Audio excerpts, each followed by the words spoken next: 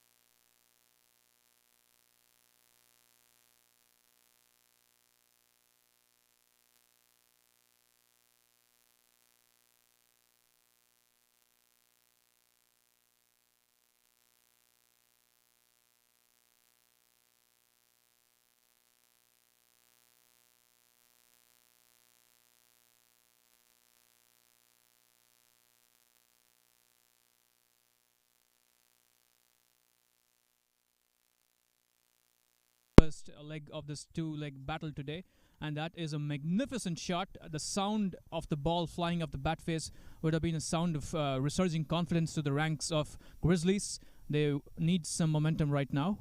No doubt. It's by and large the same 11 out there, as that one's past the edge of Adada's bat and into the gloves of Aditya Ganesh. Just one change for the Grizzlies. Ali Raza, the debutant from Game 1, out. Manav Nayak in his place. Over on the East Bay side, as Krishnamurthy comes in with the fifth delivery, Adada dragging that one to a very wide mid-wicket. Protection out there at square leg, along with long on. And they take the single run there, but the only change for the Blazers is Nawaz Khan in place of Christopher Ramsaran. A little bit of right arm medium pace, along with some finishing down at the bottom of the order in place of the lefty wrist spinner Ramsaran. So far, 7 off this first over. It took a good 2.5 overs to pick up 7. So as you were saying, a much more bright start to the innings. Certainly not going to feel as under the pump as they did right from the get-go as Jadiwala faces his first delivery. That one to the offside for a dot. So 7 off the first frame against Sanjay Krishnamurthy, the young captain of the Blazers. Golden State, 7 for no loss.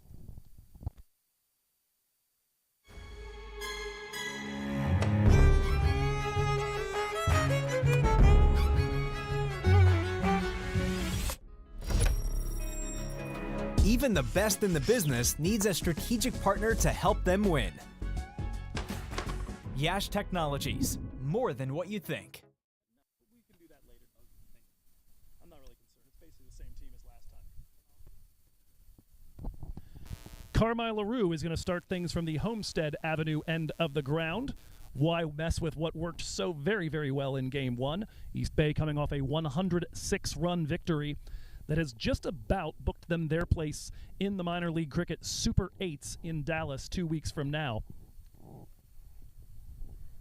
Technically, there is a way for the San Diego Surf Riders to chase them down if they were to lose this game, but it would involve the Surf Riders needing to deal a pair of defeats like that to the LA Lashings next weekend. First delivery from LaRue is going to be wide of the tram line. We mentioned in the first match that about a fifth of the runs he gives up here in the power play are by way of extras, and he starts with one here. There's been a breeze blowing along the ground for the last 30 minutes or so. I'm curious which direction it's taking the ball away. Yeah, feels like it's swirling maybe very slightly into LaRue's face and from right to left as he comes into bowl. That one's within the tram line, straight through to Ganesh. And a dot delivery to get started. LaRue, in the first game of today's action, just bowled the 2 overs in the power play for 6 runs. Elected not to go back to him in the later overs. Tried out a few new things. Sadeep Ganesh, among others. And 8 straight overs of spin from the Trinidadians, Ramsaran and Vikash. That one again through, again within the lines, trying to keep it away from the lefty Adada. So there seems to be a very deliberate approach from Carmi here. He's stuck with the 5th to 6th stump line, sort of wide of the batter's reach. And on some occasion, that's resulted in a wide in both this game and the previous game. But it's been a good strategy for him.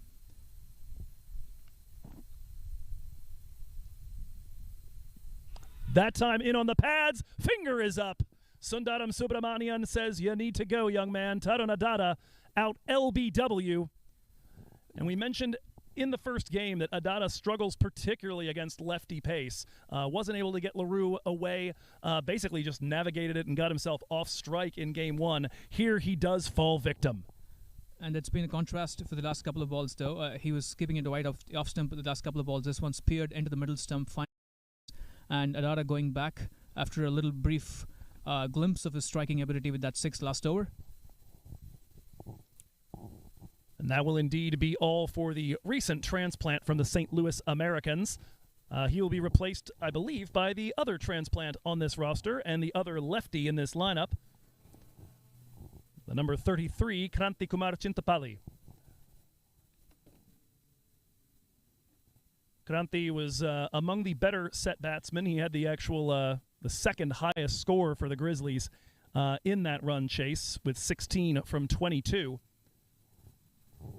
But he had an adventure. He had a partnership with Rahul Jariwala that lasted 1 ball when he came out in over number 6 against Sujith Gowda following Adada's dismissal in Game 1. And on the very first delivery, he hit it back behind kind of a wide third man. Jariwala wanted to take the single and take the strike.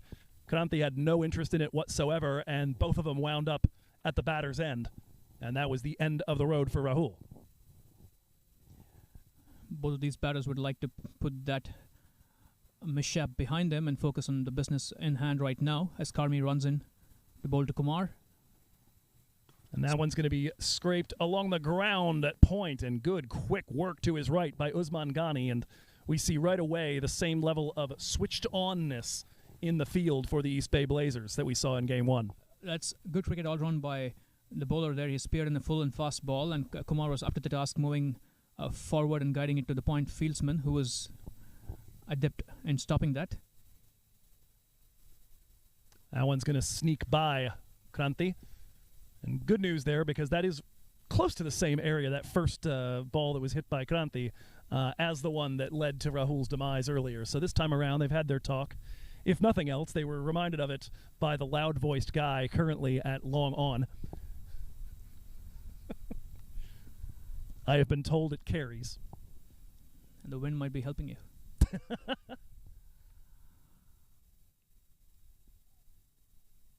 And That one's gonna work its way through. Save for the wide at the very beginning of the over. It would otherwise be a wicket maiden for Carmine LaRue. One from it instead, but the valuable wicket of Taranadada down. Golden State 8 for 1 through 2.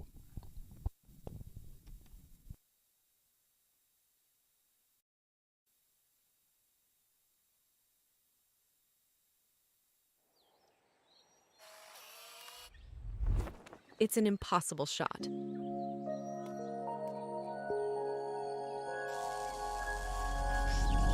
Sometimes creativity and innovation are all it takes to achieve the impossible. Yash Technologies, more than what you think. Change of bowling right away from the schoolhouse end. Captain Sanjay Krishnamurthy has removed himself and inserted Rushil Ugarkar into the attack. Ugarkar 7 runs off of his 3 overs in the first match, one of many very economical spells bowled by the East Bay Blazers bowlers. In particular, that stretch of Vikash and Christopher Ramsaran in the middle overs was unbelievable. 27 off of 8 overs of work. Ugarkar looking to pick up where he left off. Jadiwala does well to put down the bat and avoid that one picking up the top of off. Dot to start here for Ugarkar. A pretty pacey start for the Blazers bowlers. Karmi from the Homestead Avenue and last over, and now Ugarkar continuing the heat from the far end. A little bit of shadow batting for Kranti Kumar at the other end, looking to see if he can build a start like the one in the match before and then eventually expand upon it. Jadiwala puts that one to mid-wicket. This one also sort of rushed into the batter and tended to keep a little low there, but Jadiwala equal to the task, keeping it down and guiding it to the mid-wicket fielder on the leg side. Deep protection for Jadiwala at square leg and backward point. Expecting that cut shot from him. They've also got Carmine LaRue at a relatively fine third man. That one is struck wide of Ghani, trying to split the defenders on the offside. Good work coming around from long off to ensure that only goes for a single.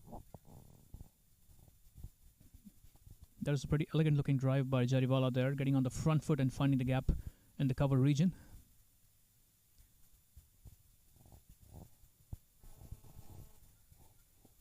A reminder of what the early result has done to the standings. You now have Seattle and East Bay both on 5 wins. Everybody besides San Diego's already got 4 losses, so they are all done at this point in terms of playoff ambitions. San Diego hoping against hope that Golden State can pick up a victory here.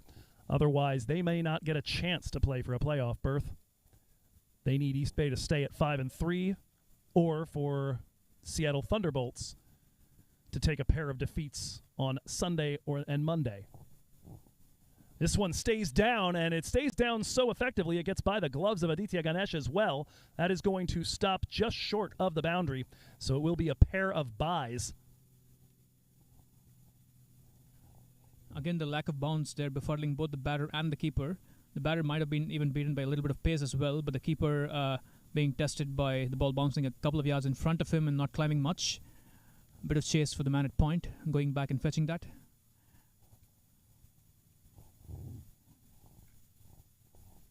Carmine LaRue, the one there in pursuit.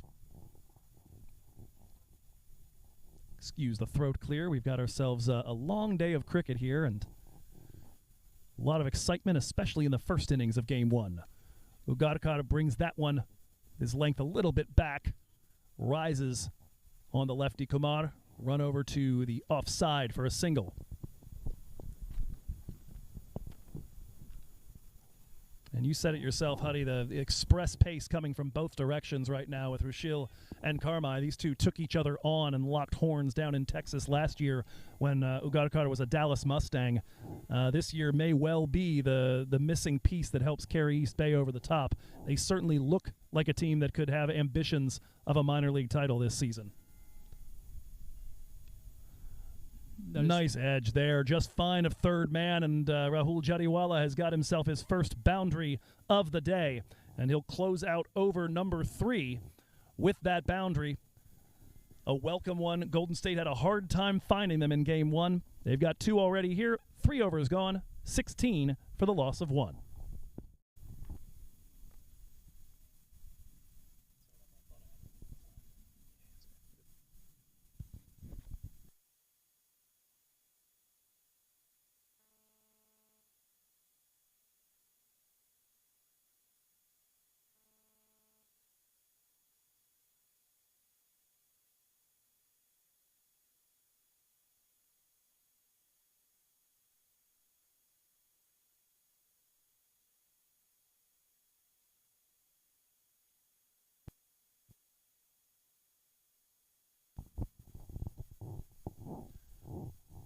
$16 for 1 here, 3 overs into Game 2 of our doubleheader between the Blazers and Grizzlies.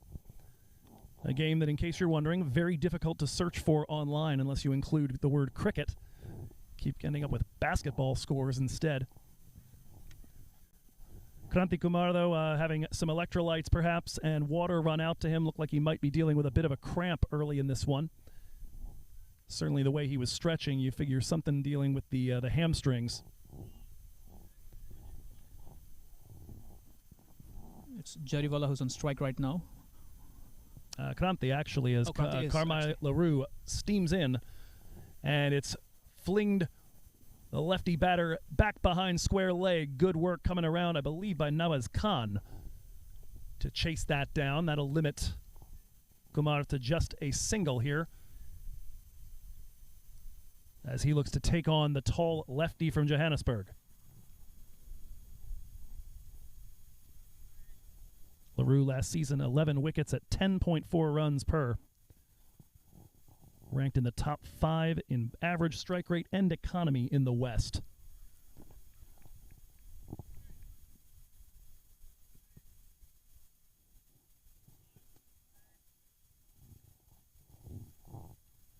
Continues this economical spell. That run off the Kranti Kumar swing on the first delivery. First run that anyone scored off the bat against Carmi. Gave away a wide and then bowled 6 consecutive dots, the third of which dismissed Tarunadada. This one worked to the covers. No run there, another dot.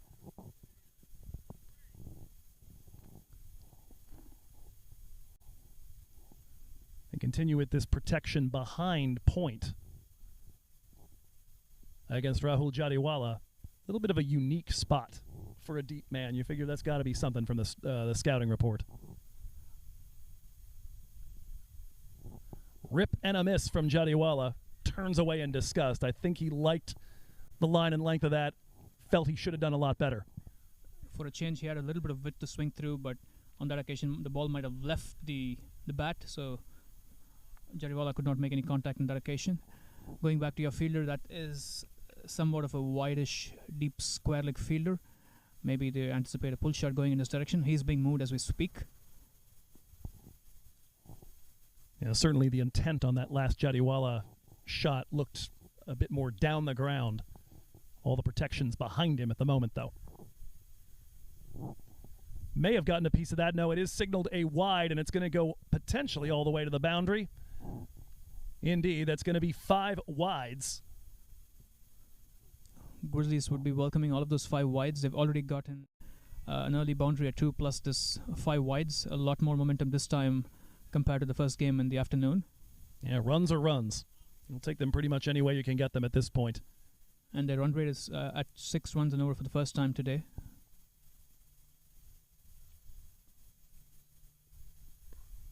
This one dragged on the ground towards mid-wicket. They continue to struggle to get anything off the bat against LaRue, but they have now recorded 7 runs, courtesy of a little bit of generosity from the big South African.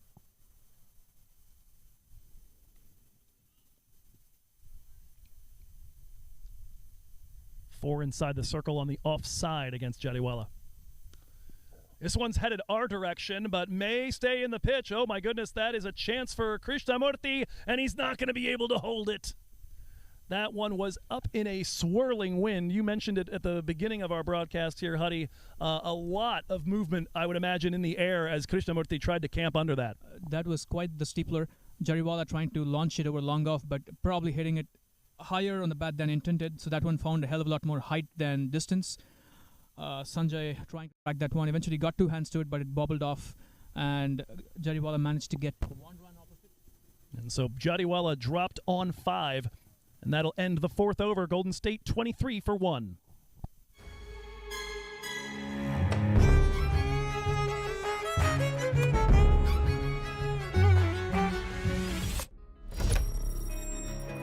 Even the best in the business needs a strategic partner to help them win. Yash Technologies, more than what you think. Continues to be Ugarkar steaming in from the schoolhouse end. First delivery to Jariwala, who retains the strike, following just straight up retaining his innings, thanks to Krishnamurthy not being able to squeeze that ball earlier. He hits one right back to Sanjay. Dot to start here for Ugarkar.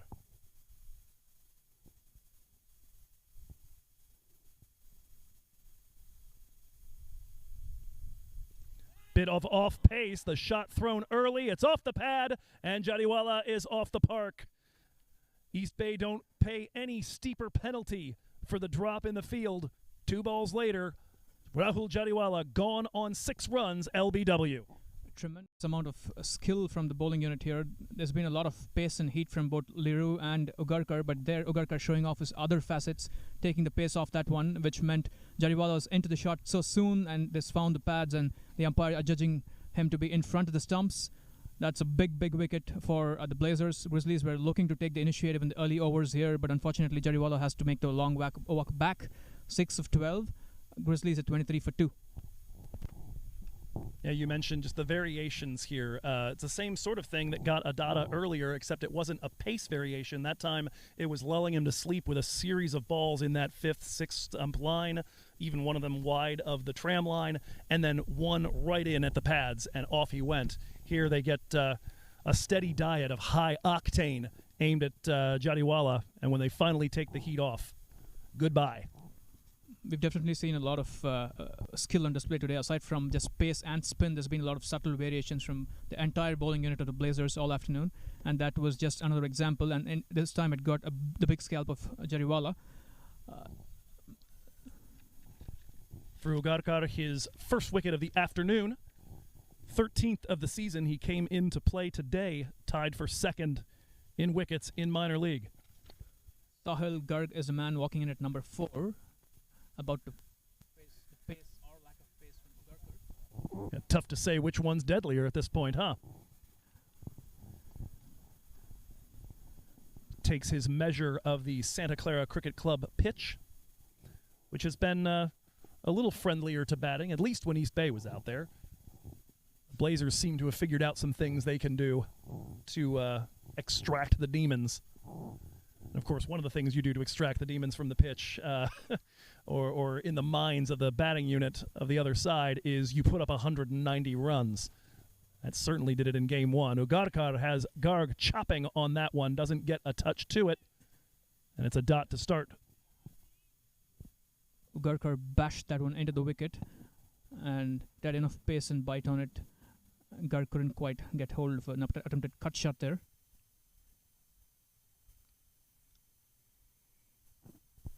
Blazers continue here with the same power play field to Garg that we saw for Jariwala. Square leg and backward point, both deep. Hits that one straight to a fielder in the circle. Carmelo Rue up with it. That is a crisply timed drive towards the extra cover region by Garg, but going straight to the hands of the man at cover, Carmay. Oh, my sincere apologies. That's 03, not 83. That is Sujit Gowda. Thank you.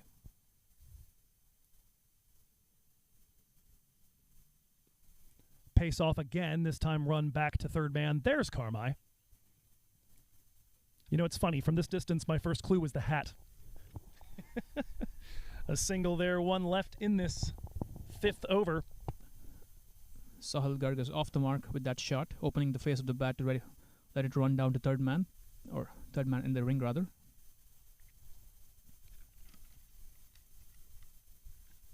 Of course, a lefty-righty pairing, so with Kranti Kumar coming up. slight rearrangement. Same philosophy, though.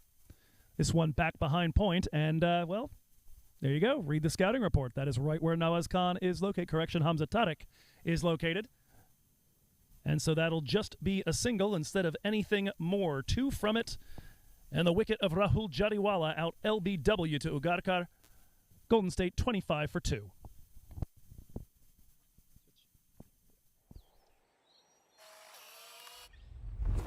It's an impossible shot.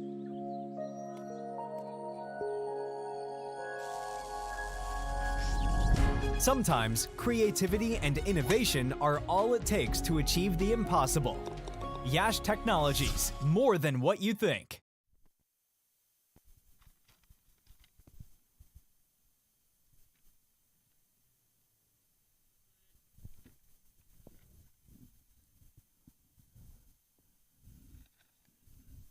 Nawaz Khan Katawazai gets ready to bowl from the Homestead Avenue end. He is a right-arm quick bowler.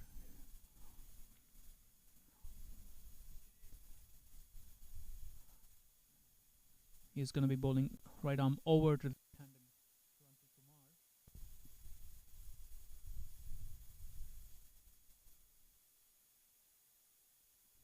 Bowled into the wicket. Kranti trying to pull, but that was wide of the leg stump. Wide given.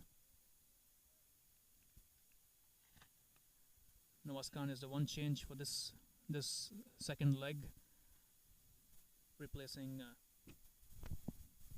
Christopher Ramsaran.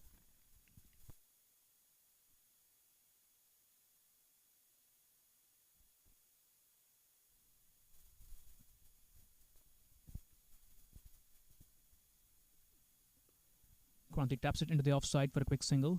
Point runs to his left to cut that off. Nawaz more of a medium pacer than some of the express velocity we've seen from the likes of LaRue and Ugarkar, but no less effective. It's been a wicket taker since his arrival in this league, 10 of them last year. Nice to see him here in the power play as well. I might have argued last year he was underused in it. Took 4 wickets in 6 overs for 21 runs. That is bowled wide off the batter, but within the tram lines. Dot ball. Nawaz Khan's got a 5-4 offside field for the right-handed Garg. A deep point and a deep square leg.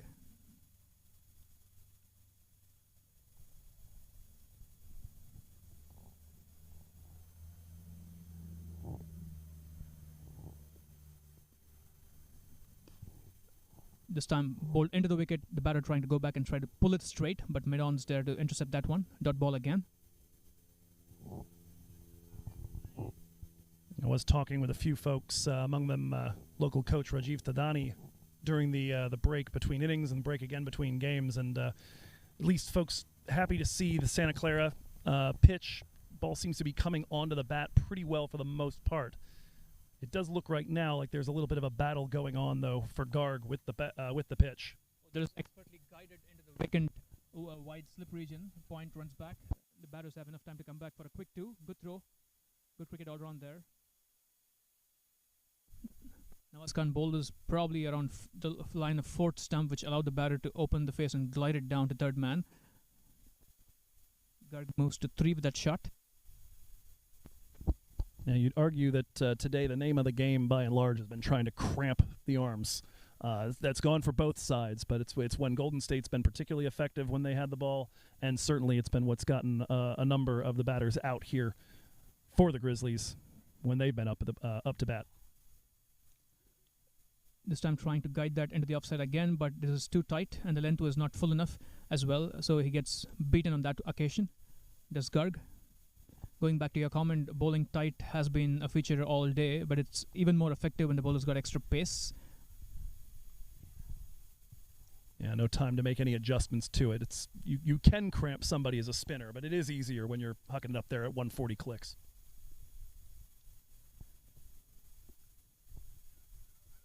Oh, this time it's been hoisted handsomely over the long off region. SK runs back, but this dribbles into the fence for 4. That is a good-looking shot by Sahil Garg for his first boundary of the innings as Grizzlies surged to 29 for 2. Still one more ball to go. No, this was the last ball of the over. Grizzlies moved to 33 for 2 at the end of 6 overs.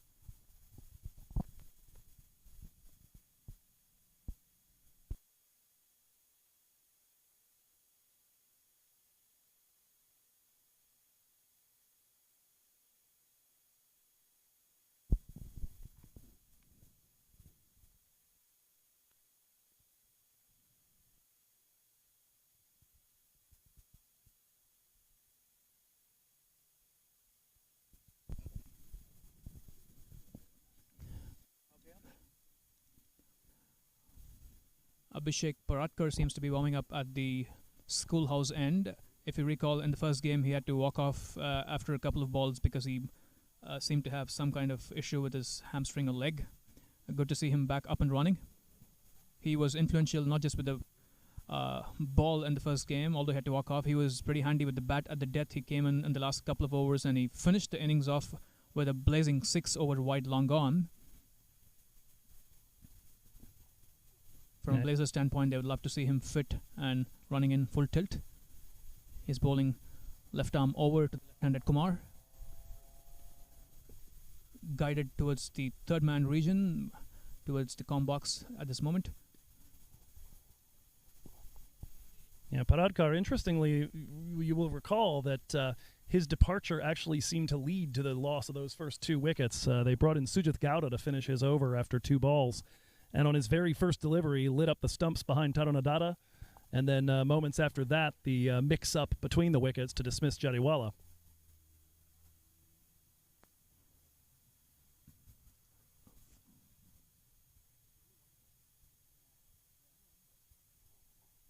A few changes in the field being rung in because the right-hander Sahil Garg is back on strike. Paradkar has a long on and a deep mid-wicket for the right-handed batter. Bashed into the wicket, which allows the batter to go back and pull this, but there's a deep mid-wicket in place to defend that one. A single. That is struck fiercely, but straight to the fielder. Of course, more options out there to potentially hit it very hard and have it right at somebody in the deep. Power play coming to an end 2 deliveries ago. And so plenty of protection out there at mid-wicket.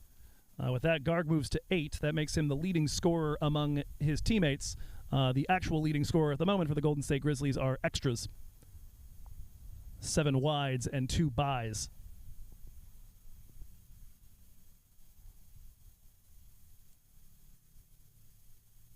Again, brings out his favorite shot, guiding it towards the third man region for a single.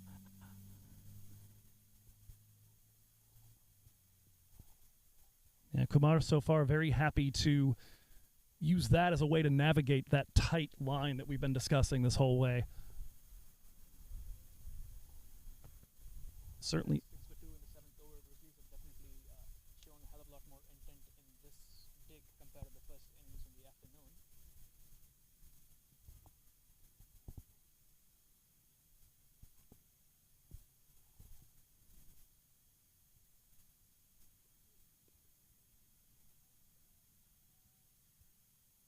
Worked away to square leg for a single by Garg.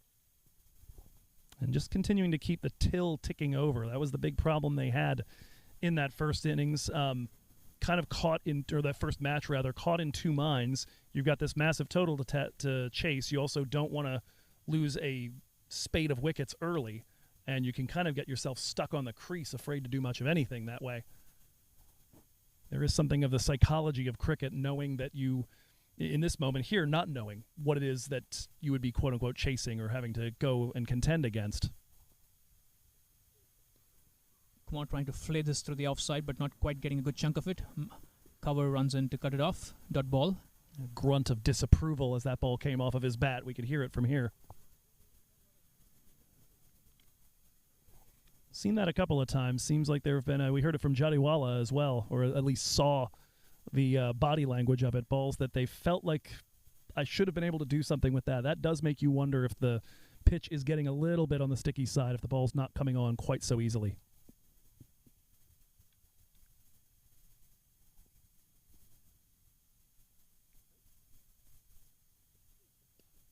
Kumar Kumar punches this one to the offside this time. He's placed it in between the two fieldsmen, so he's got enough time to complete a single there, which means it's the end of Paratkar's first over for 5 runs. It's good to see him back fit and running. Grizzlies 38 for 2 after 7 overs.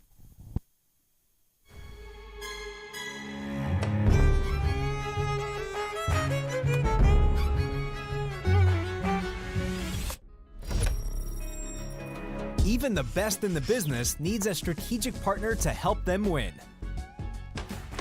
Yash Technologies, more than what you think.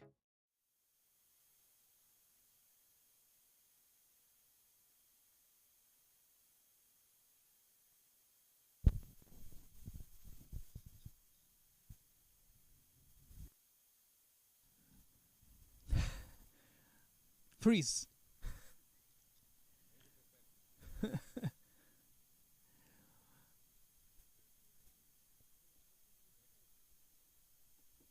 Nawaz Khan cut to his eye to continue proceedings from the Homestead Avenue end. He's getting it for his second over. He went runs off his first over. He's going to bowl right arm over to the left-handed Kranti.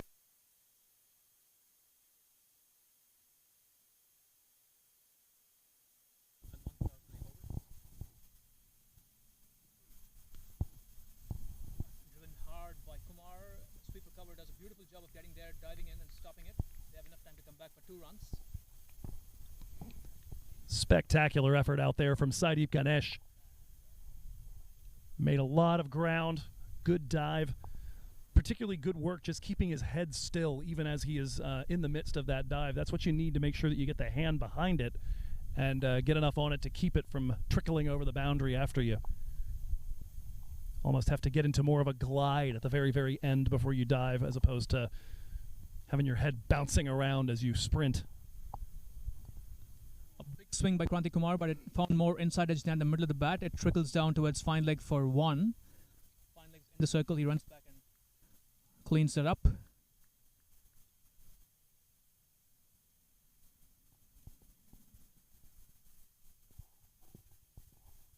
Continued good intent here. Golden State going a little behind a run a ball. Obviously hamstrung just a touch by the couple of wickets that fell there within the power play, but I don't think they got themselves into the 40s until roughly the 9th or 10th over in the first match. Punched into the covers for 1. It's been busy going for Grizzlies. There's been very few dot balls in the last few overs.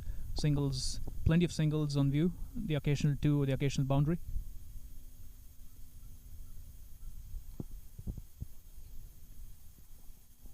My memory was being kind. 11th over is when they got to the 40s in game 1.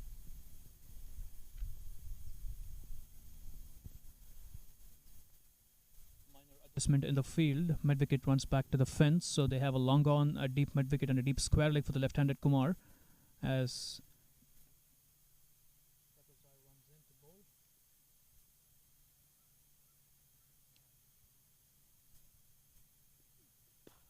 full and it finds the stumps of the non-strike as in which takes a bit of sting out of it. That's a beautiful drive. A single eventually. That is a full bowl delivery. Kumar got a decent chunk of that. He actually timed it beautifully. Took the middle stump out the ground. Can you call a cricket shot a Yorker? An inverse.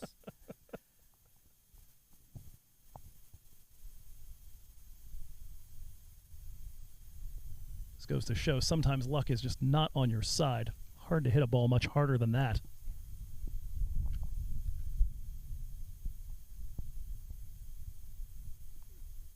Garg defenses into the offside. Short cover keeps it to a dot ball, which means it's the end of the... Oh, am I hurrying up to the end? It is 1 more ball to go.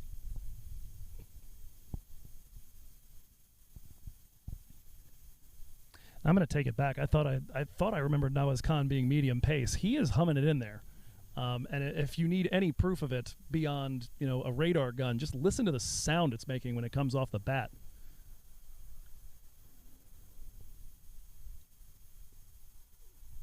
A bit of an effort ball by the bowler there. Garg managed to hit that towards long on for 1. A bit of a grunt of dissatisfaction from the batter there. Perhaps he wanted to time it better.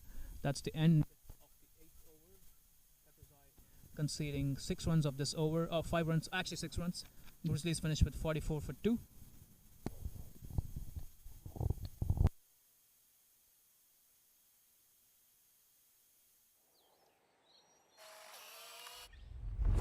It's an impossible shot.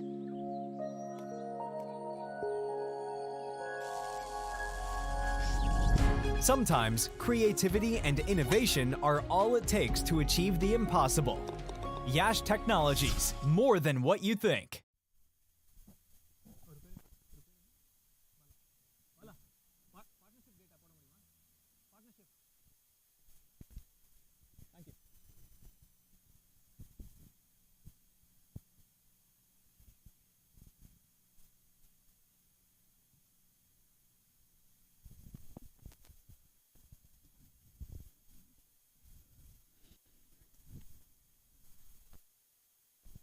You can take it off. Yeah.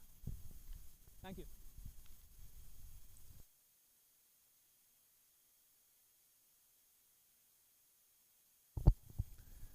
That is correct. Yep, I think you said Benton Avenue as well, but the schoolhouse is certainly the feature at that end. All sorts of ways of naming the ends of cricket grounds. Local geography, pavilions, schoolhouses, famous people. Let's guide it towards point for a dot ball. Parker this time switching to left arm around the wicket. Gary going to strike this time. The partnership blossoming so far. 21 runs of 20 plus deliveries so far. Grizzlies would draw hard from the fact that they've already put together a couple of decent partnerships, and this one's hopefully going to go deep. Yeah, in fact, lost in the end game of that match was the fact that the biggest partnership of the day for the Grizzlies in Game 1 was the final unbeaten partnership of 41 runs following the last wicket falling of Kranti Kumar. Push towards mid-wicket region. They're just thinking of 2. Bit of indecision. Eventually, it's only 1. 2 men running in from the deep to try and keep them to 1.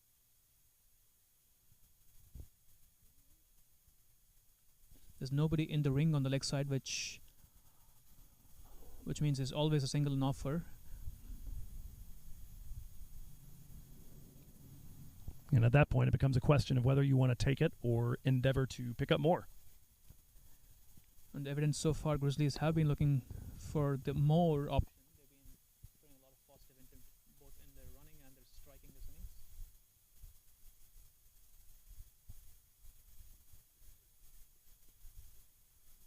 Kumar making no contact on that one. Bradford bowling it around about fourth stump.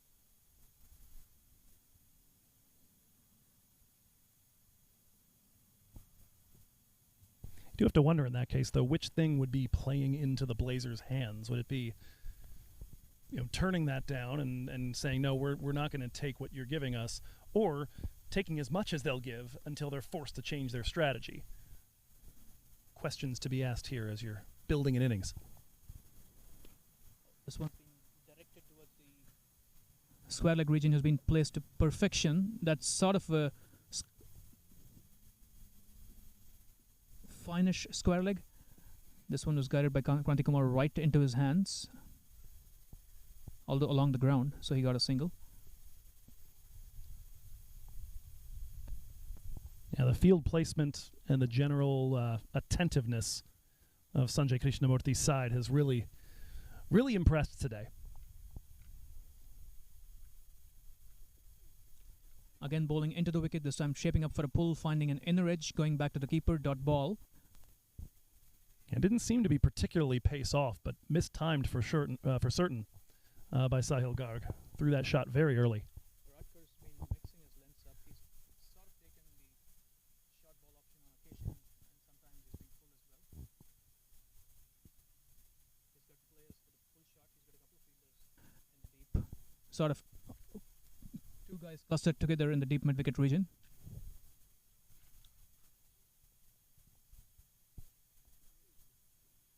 This time a tad fuller, a bit wider the stumps. Indeed, it's called a wide.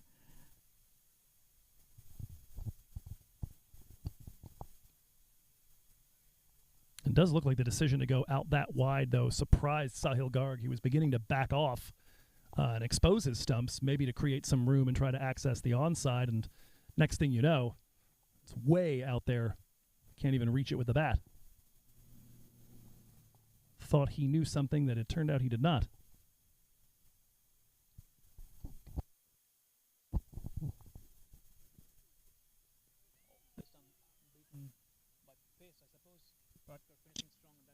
Over of his, he finishes with 8 for none of his 2 overs as Grizzlies move to 47 for 2 after 9.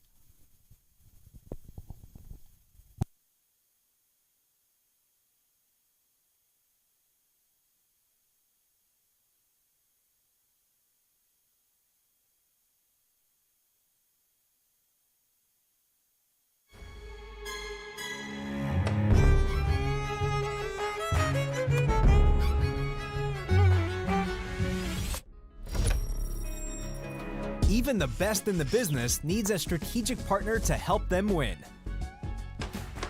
Yash Technologies, more than what you think.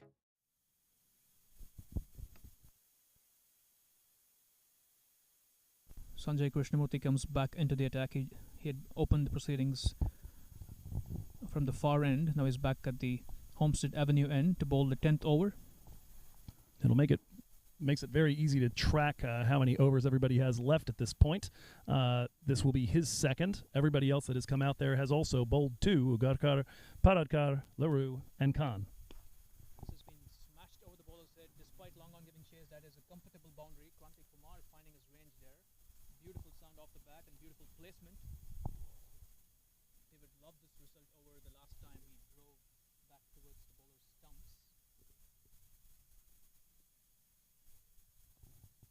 That brings up Grizzlies 50. They surge to 51 for 2 of 9.1 overs. They'd be feeling a lot better in their ranks right now, hoping to continue this acceleration. Well, and Kumar will generally find left-arm orthodox bowling to his liking, striking at 147 off it this year. A lot of chat up in the middle. There's an appeal for an LBW as Kranti took a big swing towards the leg side. It hit the pad. Apparently, a very confident appeal by the keeper and bowler, but the umpire unmoved, which means it is one off the pad. Was it leg wise? I believe the signal is just simply by. I don't think it hit, apparently didn't hit anything, which would explain why it can't be leg before wicket if it wasn't anything before wicket.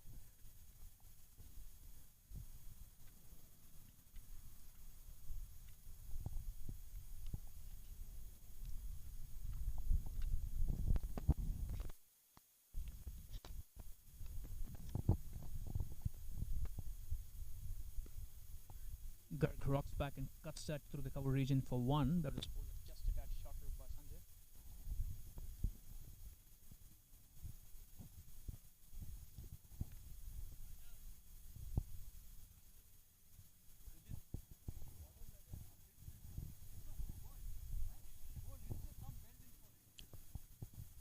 Okay, we've had a little conversation happening in front of us between Sujit Gowda and East Bay President Biju Nair. Apparently the argument was it hit the stumps, but the bail didn't move.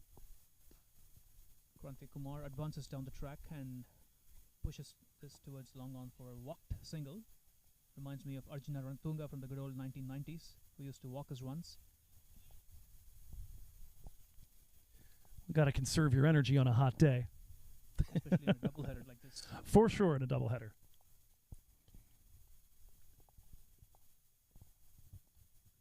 Garg advances and goes inside out of the cover. That's a pretty artistic shot there. He has enough time to come back for 2 runs. Long off runs across and fires a throw back to Sanjay at the bowler's end. Good cricket all round. Lovely shot. Good use of the feet, opening the face of the bat and placement, and good fielding from long off.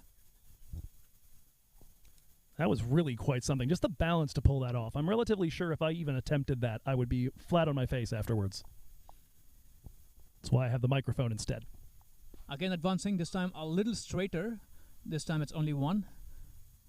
Sujit being kept very busy at long off by the batters.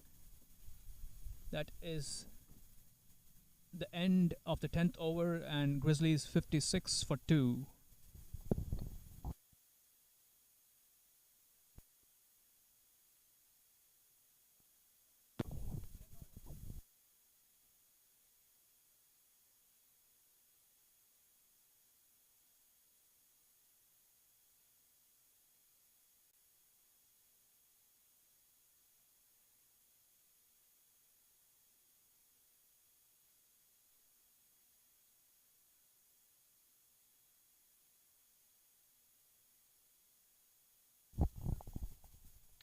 halfway point of the first innings of game number 2 here. The playoff picture beginning to come into focus throughout minor league cricket.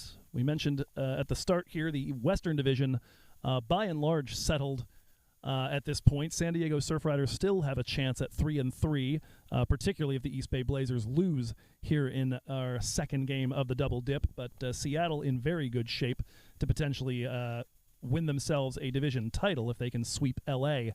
in a pair of games Sunday and Monday. We'll tell you a little bit as Vikash Mohan comes in for over number 11. His first ball may have gotten the hand of Nawaz Khan on the way through. At least half a chance as Sahil Garg hits one just barely wide of the man at cover. If you recall, Vikash Mohan had bossed the middle-overs in the previous game, bowling an unchanged spell of 4 overs from the far end. He was bowling around the wicket throughout that spell, and that's his similar strategy right now, bowling around the wicket to both the right-hander and the left-handed Kumar now.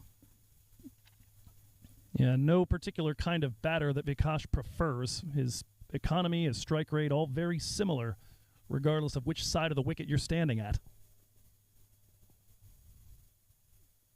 Kumar reaches forward and lifts that towards the wide long-off fielder, who snaffles it. That was efficiently placed by the fielding team. The man was a couple of yards inside the rope.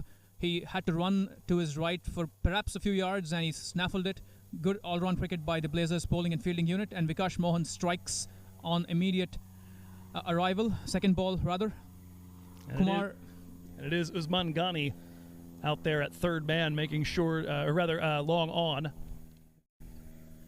making sure to snag that one and dismiss Kumar. Sorry, you're right, long off.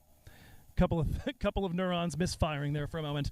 I was focused on the number and the hair. Usman Ghani manages to take that one. And Golden State find themselves here 3 wickets down. And it's funny, we don't take a drinks break here, but it does seem that oftentimes it's like they know there was supposed to be a drinks break, and that's supposed to bring a wicket. And so that wicket does fall here. Or is it the wicket that brings about the drinks break? Well, I mean, yeah, technically that's what's going to happen here. Manav Nayak is the other thing that's going to be brought out by that wicket in just a moment. But we'll take the pause in play and walk you through a little bit of what else is going on in minor league. Over in the East, a victory earlier today over the New England Eagles for the New Jersey Somerset Cavaliers has them at 5-1. New Jersey Stallions currently a perfect 5-0. And everybody in that division's got at least 3 losses. Tomorrow's game between the Stallions and the Philadelphians might well settle it. Philadelphia sitting at 4-3. They're the only other team that might have a chance to break into the top 2 there. But if the Stallions can claim victory, that'll be that. It'll be the 2 New Jersey sides from there. Over in the South, it's Baltimore and Morrisville, both at 4-1 and 1 no result. They're both on 9 points. The 2 Atlanta teams would top out at 10, and Baltimore and Morrisville are playing each other today and tomorrow. So the winner today is definitely in the postseason, and if they split, they'll both be going. And it'll be the first postseason, I believe, in the history of the league without an Atlanta team in it. Manav Nayak now taking over at this end of the crease against Vikash Mohan. Towards square leg for a single. Nayak. Vikash Mohan had taken 2 for 11 of his 4 overs in the first game, and he has managed to strike off of his first over here, looking to do some more damage.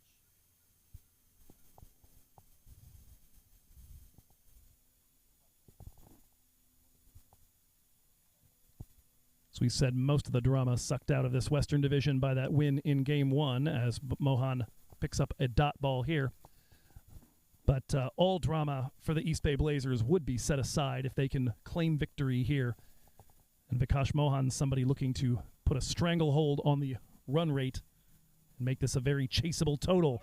Goes wide of the long-on fieldsman, and he got enough power for a magnificent 6. That's the first 6 of the innings. Is it the first 6 of the innings? Let me find that out for you.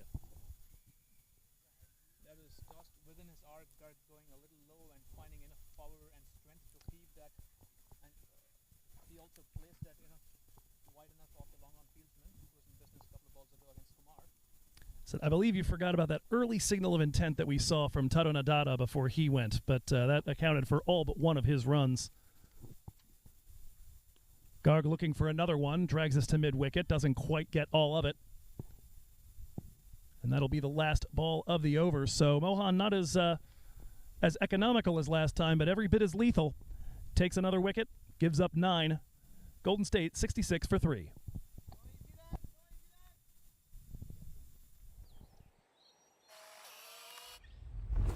It's an impossible shot.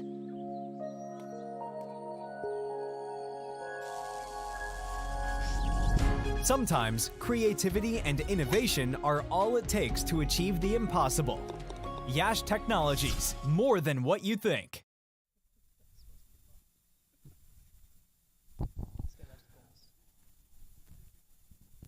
Continue to have our bird fielder out here at the by the cones, parked out at a very fine long off behind Sanjay Krishnamurti. I don't think he counts as one of the 5 outside the circle. I think you're okay. Sanjay round the wicket, the left arm spin. This one dragged by Sahil Garg towards the covers, and brief thoughts of trying to take a single. But good work inside the circle. Everybody forced to scamper back.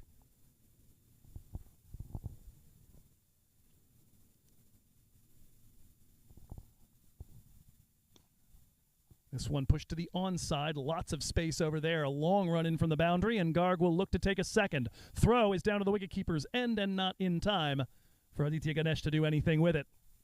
Good pair, good aggressive running here, as Golden State know they need to build something with a little bit of height to it if it's going to be a tower that imposes on the Blazers. That was a great throw from the man beneath the wicket fence. Although the batters managed to come back for 2.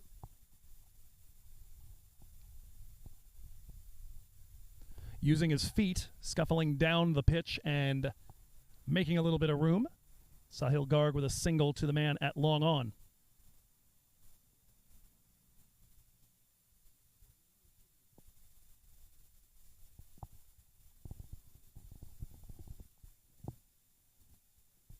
Deep protection all in front of Manav Nayak. He's got 1 run off the 1 delivery he's faced. Nayak back in action after missing the trip down to Los Angeles. 18-year-old who made his USA Under-19 debut back in January. And here in this area, a one-day legend, 3,000 runs to his name over the last 5 years. Guided towards the point fieldsman in the ring for a dot ball.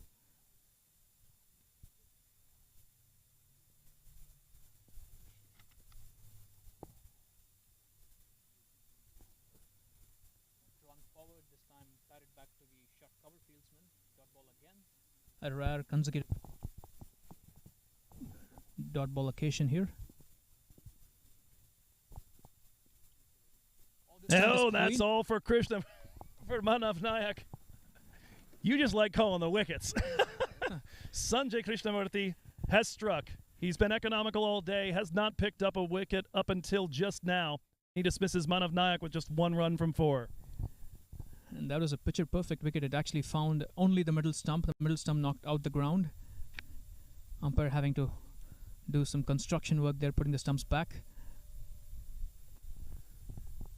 That is without doubt a pretty picture indeed. Particularly if you're an East Bay Blazers supporter, you're happy to see that. Manav Nayak went for 27 off 29 in his debut back a few weeks ago against the Silicon Valley Strikers. Today, just the 1. And so 4 wickets down here at 69 runs. We've seen a handful of partnerships develop, but Nayak not able to last terribly long this time around. Wickets have fallen at 8 runs, 23 runs, and 58 runs. The big partnership, the one that came about after Jadiwala was dismissed, the Kumar and Garg partnership, managed to reach 35. It'll be Sukhwant Sekon and his bright red helmet and red pads. A little more reminiscent of the old colorway of the Golden State Grizzlies, who used to dress themselves a little more like the 49ers. First delivery to Garg. Out of the hand of Vikash Mohan as we begin yet another over here. The schoolhouse end of the ground. Mohan already has struck once. A single on that delivery, and that'll bring Sekon on strike.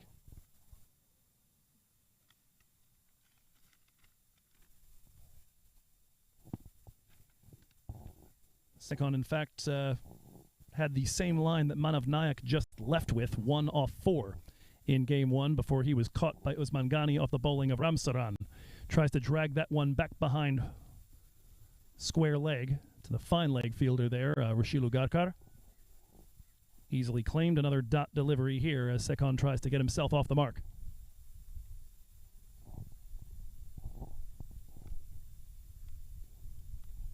That one is going to split the fielders back behind point. Long run for Karmai. The throw is down to the wicketkeeper's end, and it's taken off the top of the bails. The appeal, and the finger is up. Heck of a throw. Took one bounce, almost a perfect bowling delivery to take off the very top of the bails. A trimmer, you might say. And that is all for Sukhwan Sekon trying to come back for a second. For a couple of seconds, you felt as though nothing was happening. The batters seemed to be casually coming back to second because the fielder was not hustling. But then we had a rocket throw, and that's a wicket. It's great skill from Karmai there. No surprise, somebody like LaRue managing to strike the stumps, no matter where you make him start from. And another big run out. We had one that somewhat defined the power play in game 1, taking out Jadiwala this time around. As East Bay looked to instigate a collapse, it's going to bring out Adnesh Tondale, who was part of that big partnership at the end of match number 1. He came out in roughly the same spot, actually, in the 13th over after the dismissal of Kranti Kumar. Or correction, after the dismissal of Ali Raza. He ended up partnering with Sohan Bhatt, and the two of them were able to add a further 41 runs to the total, nearly half the scoring done by what was at that point a 7th wicket partnership. He's going to come in one more spot up the order this time, as Ali Raza has been subbed out, replaced by Manav Nayak earlier. He's also now coming in ahead of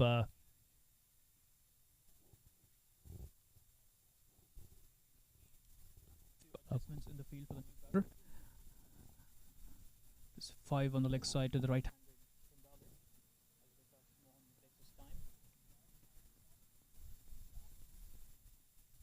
From a Grizzlies standpoint, they need a partnership here. The last few minutes have seen 3 wickets go by in quick succession.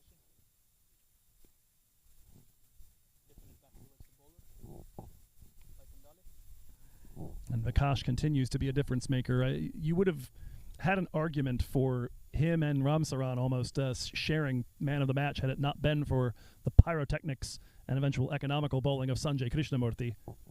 The two of them absolutely a major factor in taking that game completely away from Golden State, and it'll now be Vikash, a solo Trinidadian spinner, trying to put the clamps on here. Tondale on a hop into the hands of Sadeep Ganesh. And that'll be the last delivery of the over. 2 runs from it, but one of those followed by the run out affected by Karmai LaRue, ending the day here of Sukhwan Sekon very, very rapidly. Tondale still stuck on none. Golden State 71 for 5 through 13.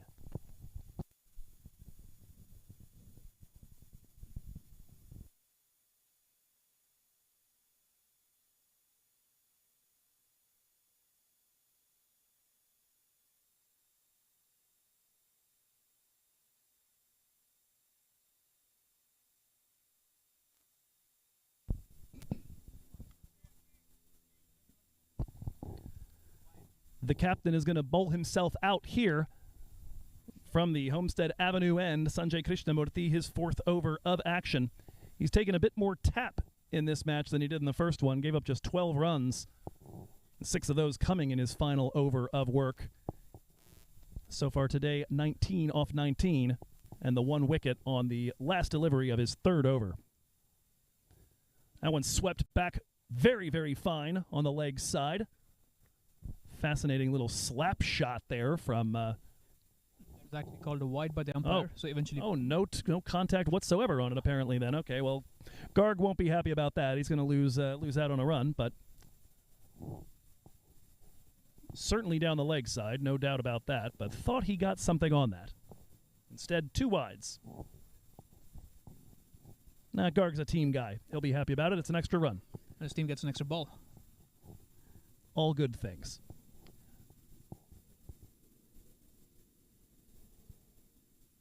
Adnesh Tondale gone here as Sanjay Krishnamurthy repeats the feat from the first wicket he took. Again, knocks one stump clean out of the ground, leaves the other two standing. And it's again the middle stump. Sanjay Krishnamurthy really taking a liking to that specific stump. Or a hating to it. I mean, he keeps knocking it over. Grizzlies now slumped to 73 for 6 in the 14th over. Just when it seemed as though they were building a bit of momentum with that partnership between Garg and Kumar, they've lost 4 wickets in quick succession, and right now it's a bit of a race to make sure they don't get all out within their quota of overs because they have only 4 left. They would love to hope that the next batter can hang around with Garg and find some additional runs and make a nice start to start this. Indeed, it has been 4 wickets falling in the span of 19 deliveries. And not much in the interim either. We've seen a wide, or the 2 wides there, a couple of singles, the 1-6 off the bat of Sahil Garg, but that's been about it. Kind of looking at the way that the worm has progressed. Golden State Grizzlies got through the power play at 33 for 2, perfectly respectable. Put up 5 against Paradkar, 6 against Nawaz, 3 then against Abhishek Paradkar. Had 1 big over against Sanjay, hung 10 on him, and since then it's been Vikash taking a wicket, Sanjay 3 and a wicket, Vikash 2 and a wicket, and now Sanjay 2 wides, a wicket, and 3 balls left to continue to do damage. It'll be Sohan Bhatt from the left side having to contend with him now.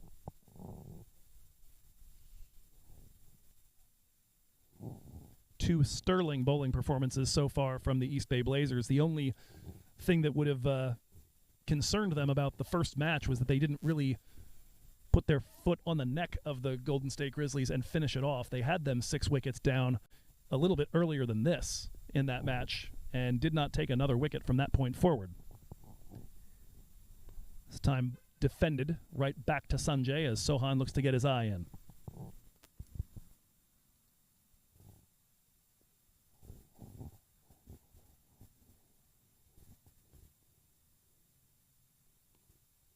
Defended just wide of Sanjay, but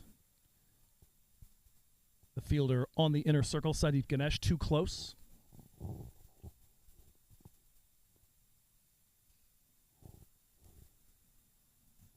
That one worked backwards a point. That'll allow room for a single, and Sohan Bhatt gets himself his first run of the encounter. 1 ball left after the wide that immediately preceded the end of Adnesh Tondale.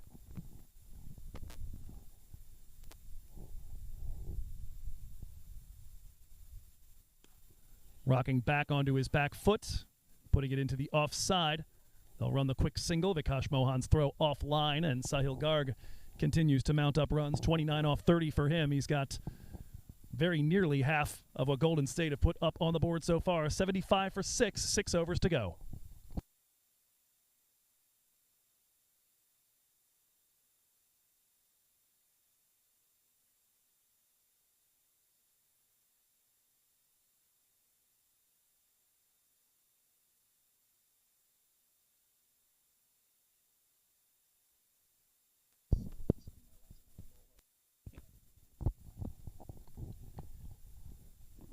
One last over of the nominal death overs to be bowled, and it's going to go to Vikash Mohan.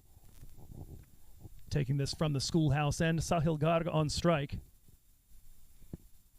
All the deep protection out in front, or it's square, but Garg's going to go to the right side. That loops just in front of the fielder at deep point. Thrown back in, and another single here as Golden State look to rebuild. And Hadi, as you said, the team in dire need of somebody to stick around and partner Sahil Garg, and Sohan Bhatt might just be that guy. Sohan Bhatt's got 1 of 3 so far. He's been pretty cautious of the left-arm spin he faced in the last over. He's now up against a wily right-arm off-spinner who's been in good form all day. Well, certainly given what we've seen so far from Krishnamurthy, right to be a little wary of him. Here comes Mohan. Defended towards silly point for a dot ball.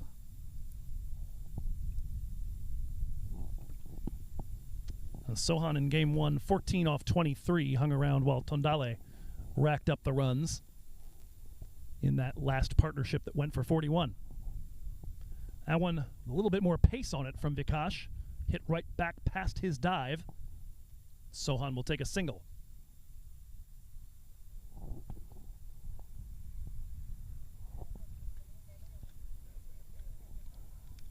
Vikash, somebody who's got experience playing West Indies domestic List A cricket for combined colleges and campuses. He's also made a 30-man squad for USA back in 2019. Continues to do battle with Garg. That one in the air and taken right at the shoelaces. A ball shot straight to the man on the inner circle at point. Snaffled neatly by Saideep Ganesh. That is wicket number 7 down. We saw the earlier 4-4-4. We saw 6-6-6 at one point as well, and now it's 7-7-7 on that scorecard. Not happy reading. I know it's lucky in some cultures, but that's not a good-looking score here in the 15th over. A lot of symmetry in a scorecard, like Joe mentioned, but Grizzlies wouldn't be thrilled with 77 for 7 as Garg makes the long walk back. He's been very, very efficient with his 30 of 32. He's held his innings together. Just when Grizzlies are hoping somebody would stick with him, he departs. That was a pretty eventful ball. It was just on the shorter side, allowing Garg to go back onto the back foot and hit a reasonably firmly struck cut shot, but the man at the point region was flexible enough to get down and take it. Pretty sharp chance, which means we have Waghela walking at number 9 with 6 more overs. Maybe. Just 3 wickets left in the kitty at this point, and Vaghela will come out here to bat at 9. Just Dev Tadani and Vraj Patel left after him. And Sohan Bhatt, if they're going to start racking up runs, probably the one who's going to need to be the aggressor. Vaghela, in his career, 32 off 44 balls in minor league cricket with a high of 12. Dev Tadani, a high of 6. And Vraj Patel, to my knowledge, may not have batted yet in minor league cricket, but I'm going to go find out if I'm correct about that, and I am. So not a lot left here. Sohan Bhatt has been the one that has shown himself capable of being considered an all-rounder if he can get the bowling end of things a little more effective going forward, but has been handy with a bat over his career with the Golden State Grizzlies. Put up a 27 off 33 against LA last week and shown himself to be a rather inventive batter. It'll be Vaghela to face this first delivery, though, and struggling just to find the leather with the willow as Vikash Mohan gets a little extra bounce. Quick change in the field there. The man at short fine leg moves to short third man. It's Karmai.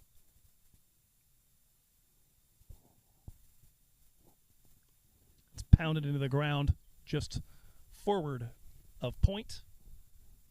Claim there in the circle. It'll be a single to finish off. Another solid over for the bowling attack. 78 for 7 as we head into the death overs.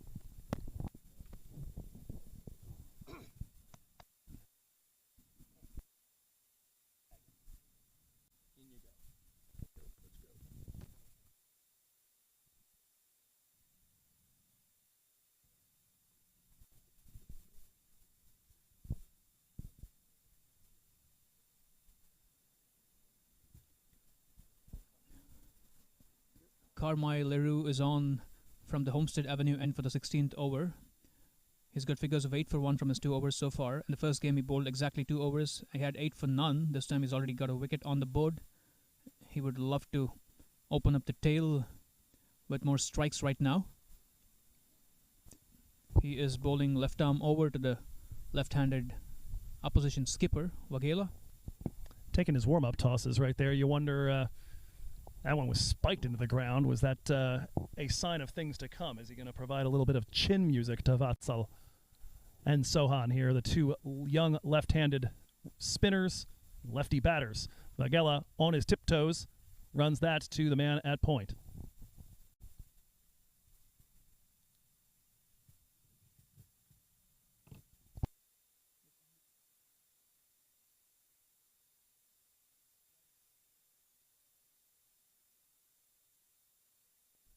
Think he's going to plant too many bouncers with just one man there, but you never know.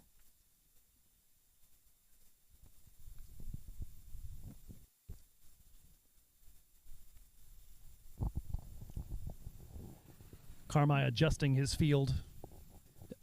Only man in the deep on the offside is a man at sweeper cover. Defended into the leg side. There's a quick single. A bit of action towards the keeper's end, but the batters are in comfortably.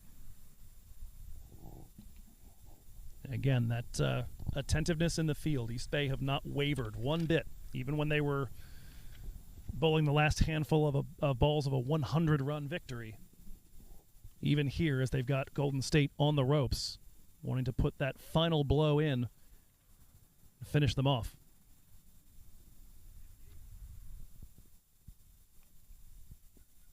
$80 for 7.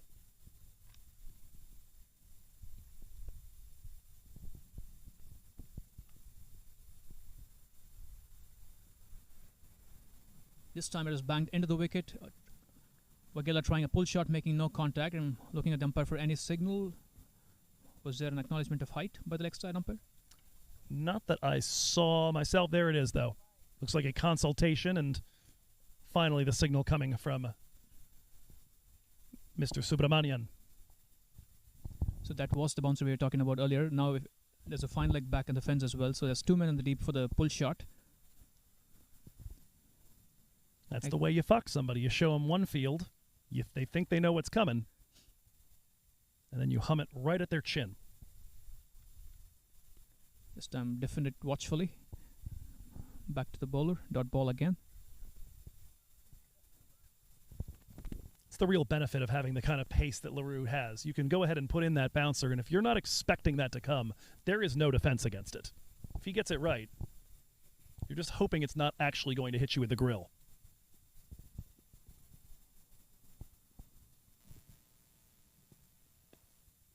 Again, punched back, but this time towards the short cover fielder. Dot ball again.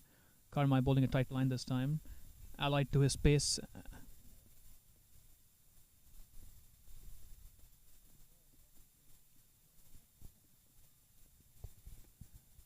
Tough reading this scorecard here for Golden State. A 30 for Garg, 17 for Kumar. Otherwise, it looks like a phone number at the moment. Into the wicket this time. He gets back and drives it towards the cover region. Sweeper cover cuts it off for a single. Carmi finishes off a tidy over. His figures are 13 for 1 after 3 overs, and Grizzlies 82 for 7 after 16. 83 for 7 rather.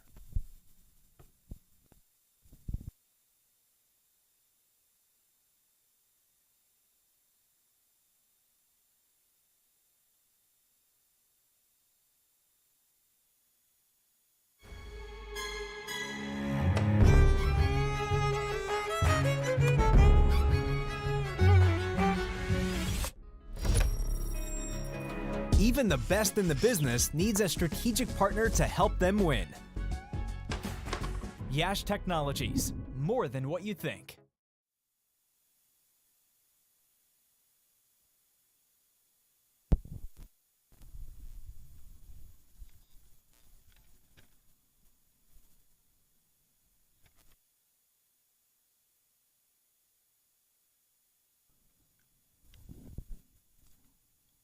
Vikash Mohan to continue from the schoolhouse end. That is correct. He'll be going from the schoolhouse end, just like he did in the first match, bowling all 4 of his overs on the trot. As it would appear, we're having a bit of a scorecard check. Perhaps something regarding the bowlers or something like that. Or perhaps the issue, it may well actually be that LaRue didn't bowl the full complement in that one. I was a little concerned myself because they had that single. I think that followed a couple of dot balls. And I was looking at it at the time. I don't think they actually re-bowled the wide. So LaRue's going to come back over here. He's got to bowl one more delivery to finish off the 16th, and then we'll take a break again, I guess. Got to restabilize everything then. But that appears to be what the issue was. And one of the reasons why the scorecard was playing havoc with us trying to end the 15th over, or the 16th over, because it wasn't over.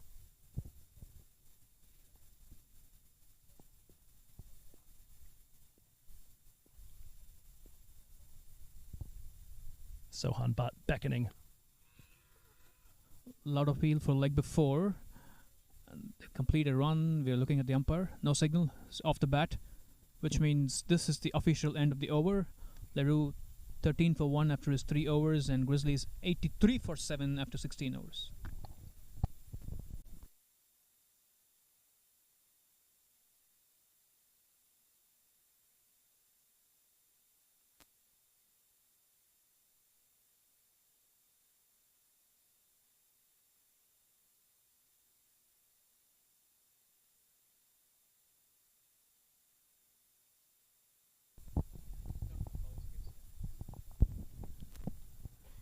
And we're right back to it. Vikash Mohan finishing off his 4th over as we originally had on the docket.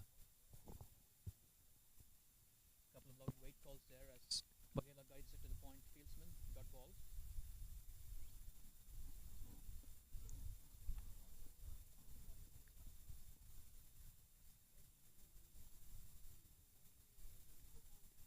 A reverse hit. It beats the man at point. It's running away towards the 4. It is for a third man.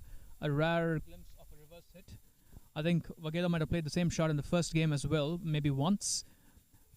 Gets him his first boundary of this innings as Grizzlies move to 87 for 7 in the middle of the 17th over. As Sohan Bhatt continuing to show that level of creativity for somebody who bats as late down as he does, a little more flashiness than I think we're accustomed to seeing. Whoa. Again, the middle stump gets tonked out of the ground there. This time it's not Sanjay Krishnamurti, it's Vikash Mohan who claims the middle stump as Grizzlies slumped to 87 for 8 just when they found the boundary and a bit of momentum thought. Blazers peg them back again with a strike. That's been a feature of this innings. Every time a little bit of momentum earned by the Grizzlies, Blazers right on cue find the stumps. Indeed, and Mohan taking advantage of the aggression there of Bhatt and some of the premeditation. Gave that one just a little bit more flight, a little bit less pace. Got the shot thrown early. Ball right through the gate. Wasn't quite the surgical strike that we've seen of Krishnamurti, where it seems like he's only touching middle stump. I think leg got disturbed just a little bit too, but lovely delivery there. Mohan's got his 3rd. He has had one heck of a day here in this doubleheader. 3 for 18 to follow up with his performance in the opener of 2 for 11 in 4 overs. And he's got 3 more balls to do some more damage as Viraj Patel walks into the middle. There's a lot of folks with V in the middle. Viraj Patel, Vatsal Vaghela on the non-striker's end, and Vikash Mohan in operation with the ball. It's a bit of a V triangle right now. It sounds like my favorite movie. V for Vaghela. I mean, Vendetta. It's not my favorite movie, but it made for the joke. You get some laughs out of that. Here's hoping. Batted towards square leg for a sharp single. They are safe despite the sharp throw. Certainly a little hesitation. I think the throw was on at the other end. Of course, Krishnamurti wouldn't have been able to quite hum it in there as hot as he did getting it to Aditya Ganesh with the gloves. But for sure, the hesitation was on the man who actually struck it, Viraj Patel. He wasn't quite sure he wanted that yet. We have more symmetry. 8 for 8.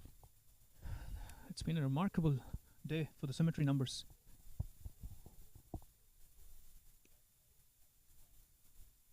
Beautiful fielding by Vikash Mohan there. That is punched back wide of the bowler. There's the mid-off was placed, but the bowler was sharp enough to cut it off in front of mid-off. And the dot ball.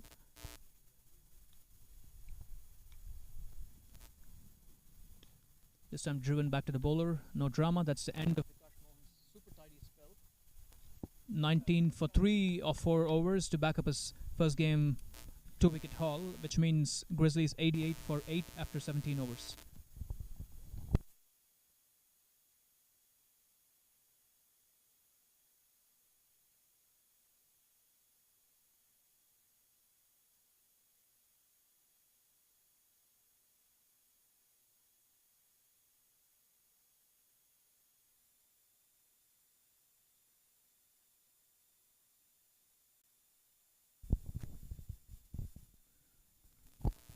Leroux to bowl from the Homestead Avenue end.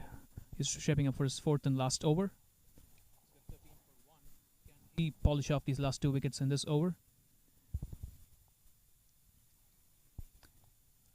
Tell you, the shadows getting this long at 4 o'clock is how you know that fall is coming Right down the pipe. Makes a bit of room, does Patel, and guides it to mid-off for a single.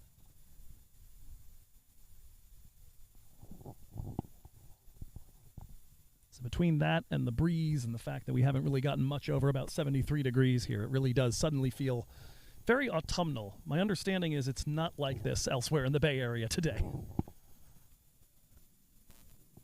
Not complaining though, we've had a lot of good cricket. With a view from long off with the shade.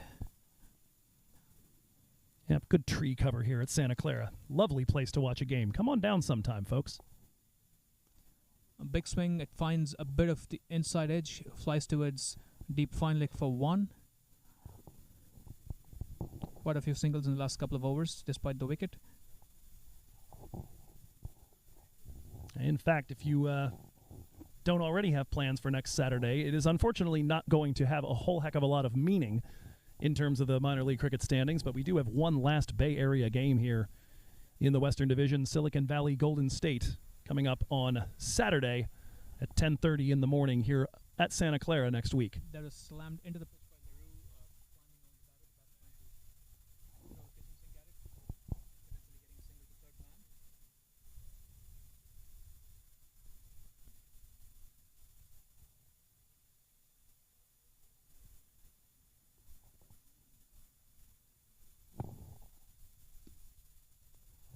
man. Push towards short mid-wicket for a single. Did it find the pad? There's an interesting sound it made. It certainly sounded like a leg by, and it is now indicated as such.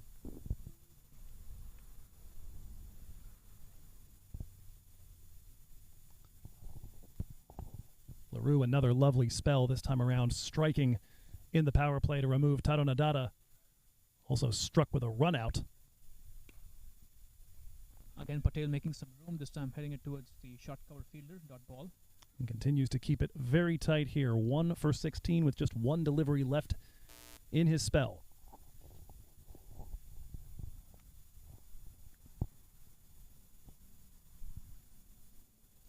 Again, giving himself some room, this time making no contact as LaRue bowls it with a bit of extra pace. It almost looked like he shortened up his run up there to try and hurry things along with the young debutante batter here in minor league. Vraj Patel watches that one fly into the gloves. As LaRue finishes the score over 4 time at 16 for 1. After 18 overs, Grizzlies at 92 for 8, hoping to go past the 3-figure mark. A couple of overs in the bank.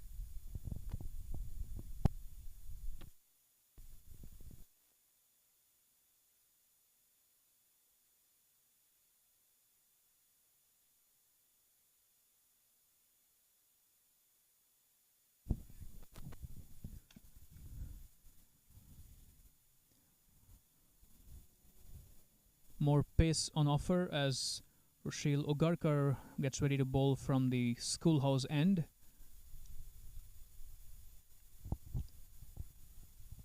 Right arm around to the left-hander. That was bowled into the wicket. A bit of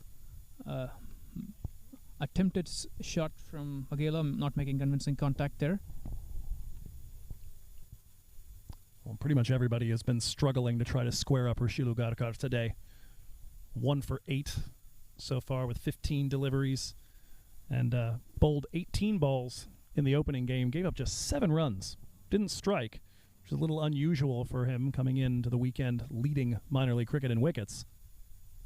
Again with a lot of pace, but the batter managing to keep that out. Got it to point for a dot ball again. Gurkha's got a bustling run. He's got about 8 or 9 strides into the wicket. He reminds me of Tuscan Ahmed of Bangladesh. He's a tall bowler who bounds in with the high arm action.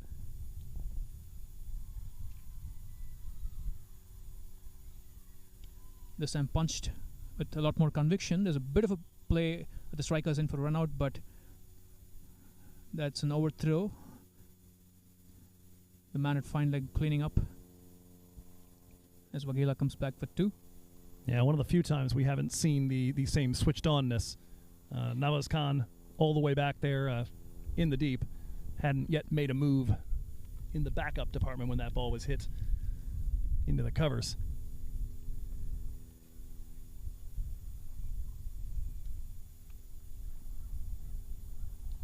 This time Vagela finds a gap on the offside. The man at sweeper runs to his right. Again, 2 on offer. Vagela collects a pair of 2s with that strike.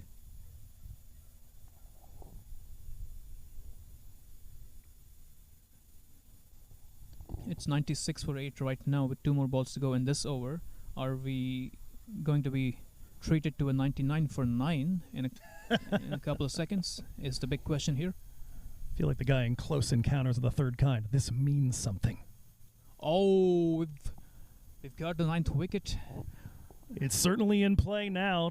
Another ball that just kisses middle stump. This time trimming both bails off the top almost without moving the woodwork underneath. Vagela down 96 for 9. That's going to bring Dev Thadani out at 11. Gurkar snaffles his second strike there. He moves on to 2 for 12 of his 2.5 overs. He's been bowling quick all day.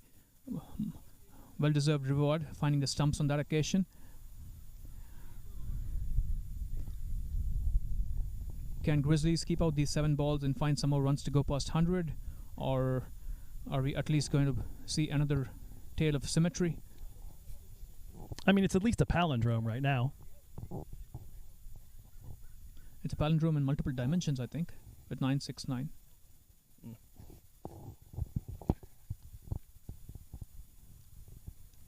So you're getting too high-minded even for me, and I'm a chemistry professor. Respect that.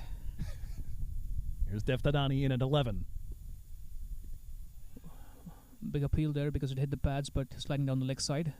Umpire unmoved, which means Ugarkar has completed his 3rd and last over of the day.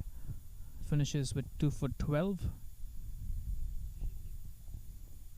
Grizzlies 96 for 9 after 19 overs.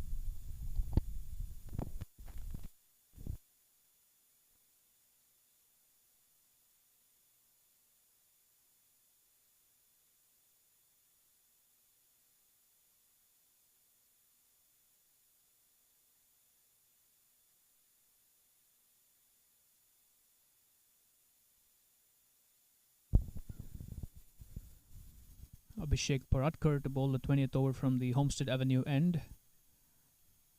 Thadani to face him.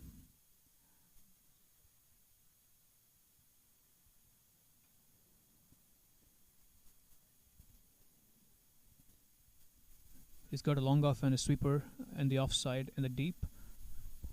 And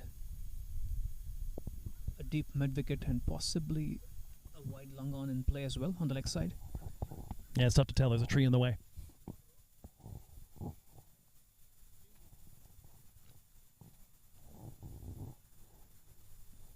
Good to see Paradkar out there and feeling right. He'll, of course, and the whole Blazers team is going to get to rest after today until what appears to be a borderline inevitable trip to Dallas for the Super 8s. Still a little work to do here today to try to mathematically secure that, but that net run rate should assure it even if they were to fall to defeat here. Patel giving himself some width and trying to flay that towards the point region. No contact. Pradkar would love to bag a wicket for his efforts. He's got 8 for 9 of his 2.1 overs so far. Of course, we're kind of cheering for 3 runs, then go ahead and go nuts. There's a big fan club here for symmetry right now at the comm box. Cricket makes you cheer for weird stuff. A lot of them numeric.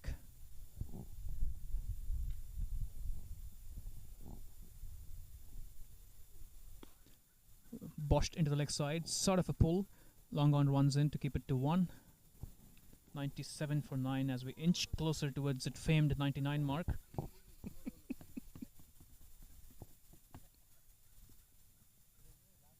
Whatever keeps you engaged. I mean, heck, the numbers game of it is what got me into the sport in the first place, so I have a hard time looking down my nose at any of it.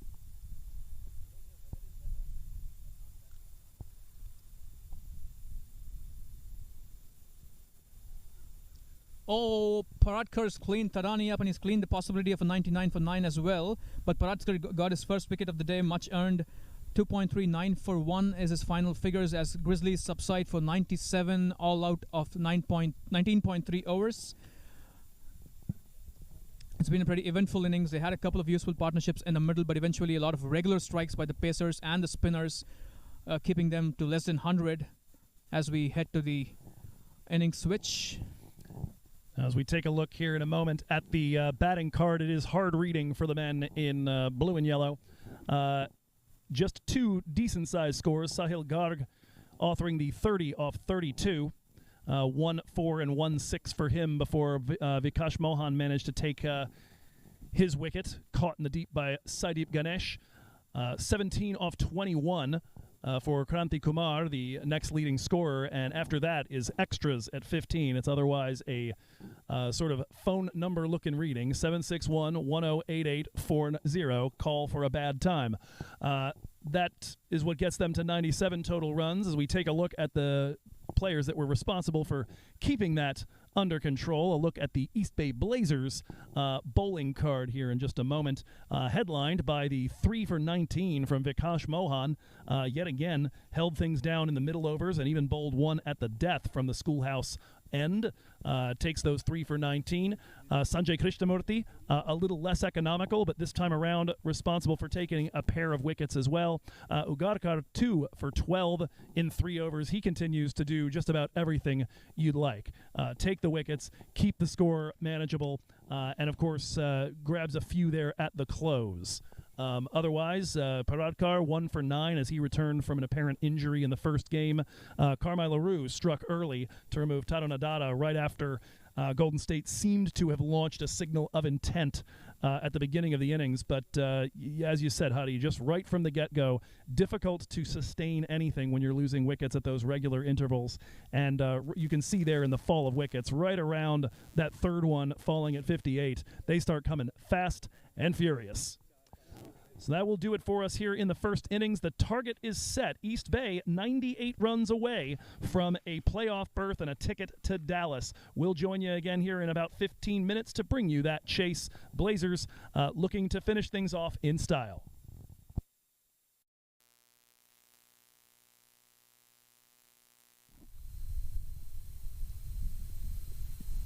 That time in on the pads. Finger is up. Sundaram Subramanian says, you need to go, young man. Tarun Adada out LBW. And we mentioned in the first game that Adada struggles particularly against lefty pace. And that one's gonna work its way through and Monday. This one stays down, and it stays down so effectively it gets by the gloves of Aditya Ganesh as well.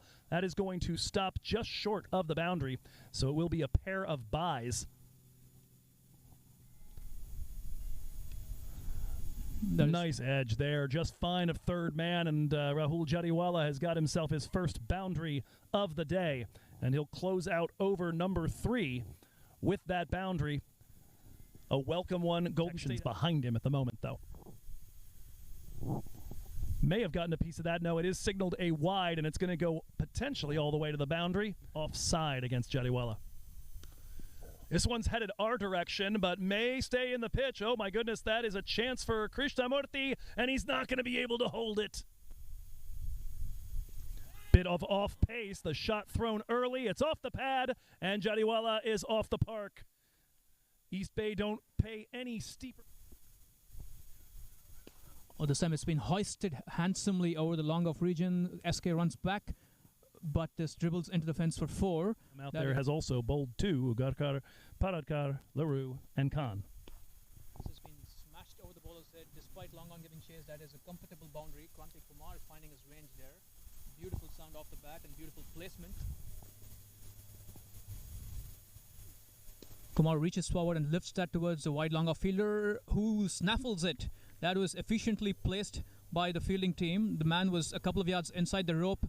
He had to run to his right for perhaps a few yards, and he stranglehold on the run rate and make this a very chaseable total.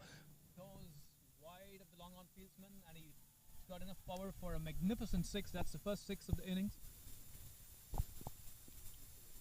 Oh, that's all for Krishna, for Manav Nayak. You just like calling the wickets.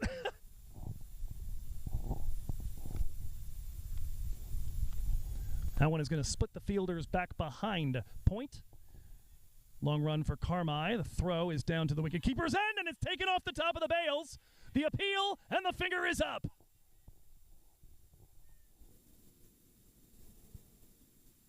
Adnesh Tondale gone here as Sanjay Krishnamurthy repeats the feat from the first wicket he took. Again, knocks one stump clean. He's also made a 30-man squad for USA back in 2019. Continues to do battle with Garg. That one in the air and taken right for the at pull shot. That's the way you fuck somebody. You show them one field. They think they know what.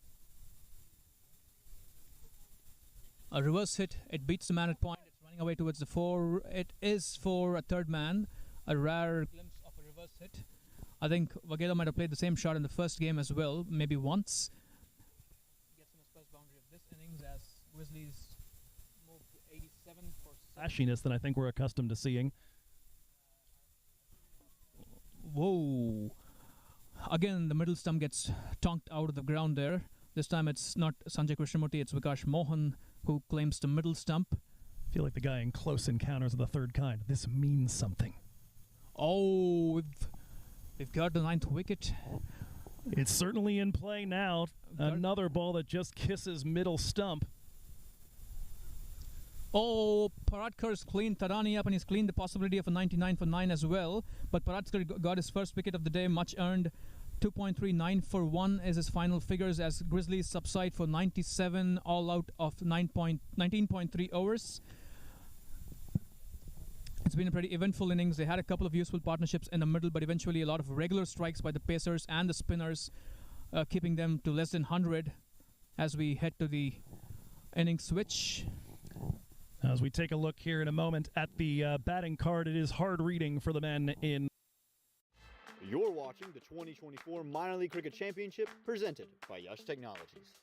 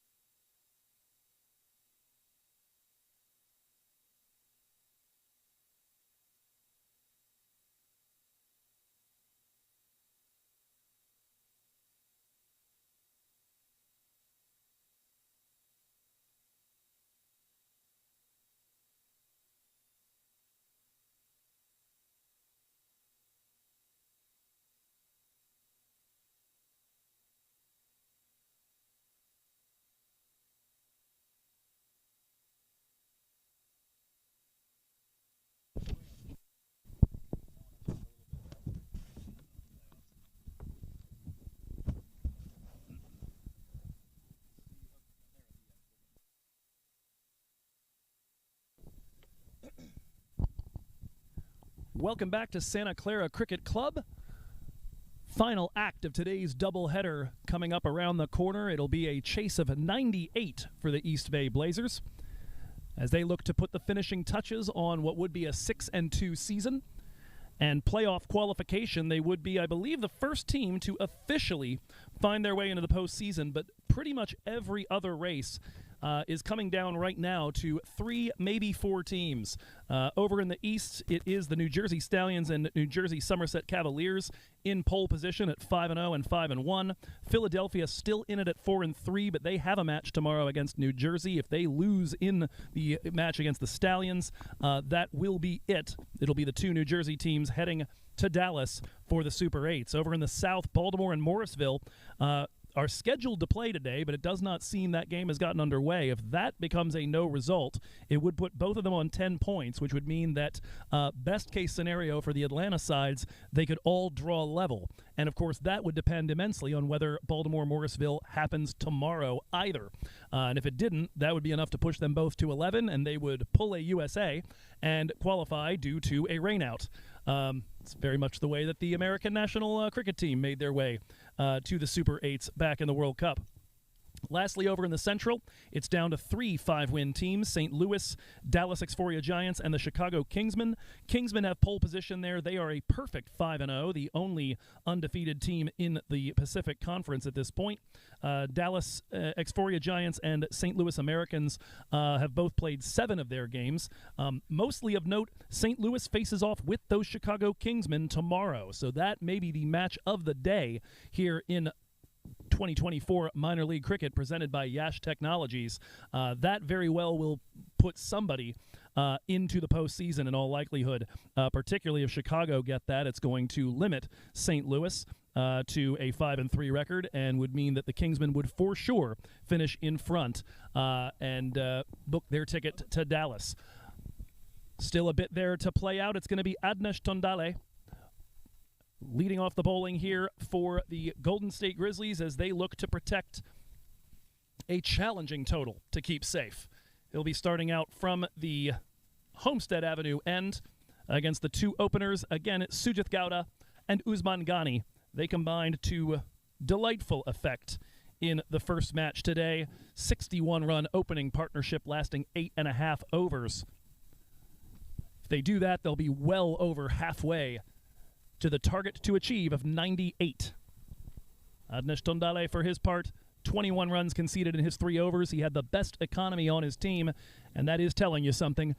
East Bay were rampant in Game 1. Joe Hickey, Hari Venkataramani on the call here for you. Hari, looking forward to seeing what kind of spine Golden State can put together here. It's a challenging task, but you want to be professionals. You want to go out there and give it everything you got. Absolutely. Grizzlies would like to tell themselves they've made an improvement from the first game. They've moved on to 97 instead of 86. Now can they show some more fight with the ball and make some early strikes and make a player of this total? And so it'll be Tondale rumbling in. First delivery. Lovely start by Tondale, bowling into the wicket. Tight line, batted back to the bowler. From a Grizzlies standpoint, regardless of the playoffs race, they would like to use this opportunity to get an unlikely win. 97 doesn't seem plenty on this, especially given the evidence of the strength of the Blazers' batting unit from the first game in the morning.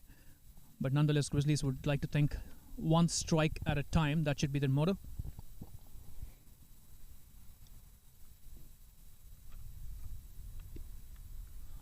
Again, bashed into the wicket. Sounded pretty patty to me towards square leg. I'm waiting for an umpire's signal.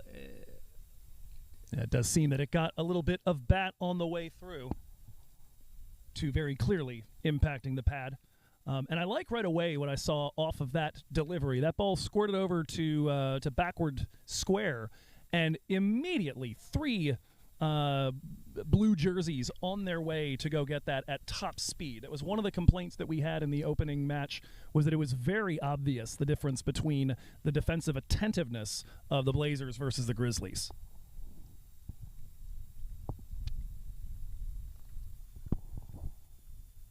Tondale to Gunny for the first time. Gunny shapes it for a cut, and he's cut right into the hands of the man at point. Has he taken it? It does not matter because a no ball has been signaled by Sundaram Subramanian, so that may well have been a take. It certainly will go down as a dot besides the no ball itself, but it's going to be a free hit, and Ghani would have been pardoned either way. It's unfortunate for the bowler. He did all the hard work of getting the shot go to hand, but unfortunately he had either overstepped or sidestepped the popping crease. Given the length of those legs, I think I have a guess about which one.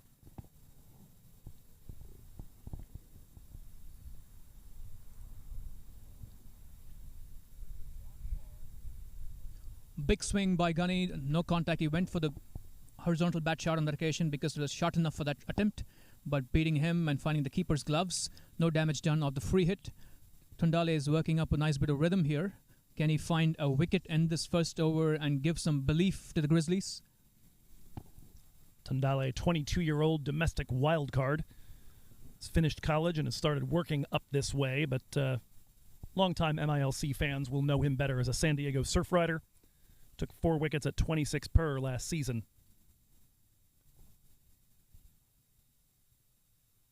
This time Ghani pushes it towards the mid-on region. Mid-on is quite sort of mid-wicket, mid-on-ish, quite deep. Have enough time to scramble a single there. First runs off the bat for Ghani as Blazers inch up to 3 with a couple of more balls to go off this first over. It will be interesting to see if this outfield or this pitch or just the atmospheric conditions behave appreciably differently for East Bay here. We do know that about 2 weeks ago they had a very tough time chasing down 100 against the Silicon Valley Strikers. Which way will they bat, like then or like earlier today? Flick towards the fine leg region. They are thinking about 2. They should get 2 comfortably as the man at fine leg inside the ring runs back to clean this up.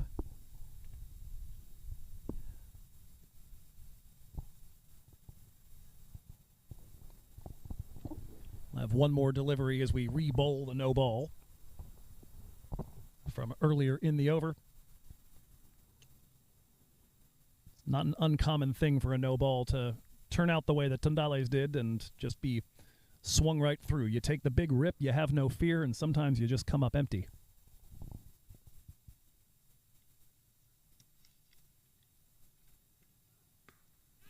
Gowda pushes it to the cover region. It's going to be a quick single. It is a quick single despite the shy at the non-strikers in. Oh, dear. They grab an extra overthrow. And it looked like Gowda wanted another one after that. They did have the backup that time, but he was shaded a little bit the wrong direction, and as a result, that got by him and nearly found its way to the boundary. As a New Zealand fan, I had brief nightmares. And that's the end of that first over. East Bay 7 for no loss through 1.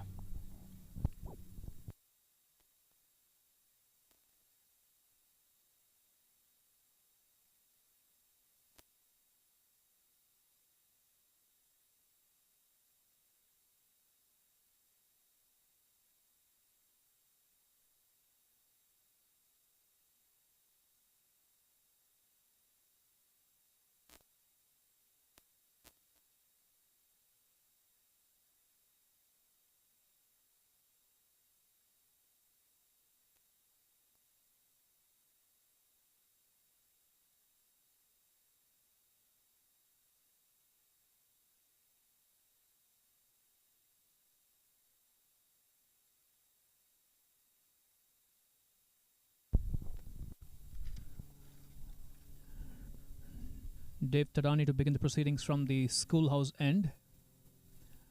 Bowling to Sujit Gowda.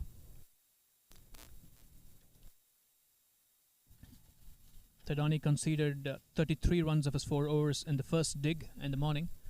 Can he build on that?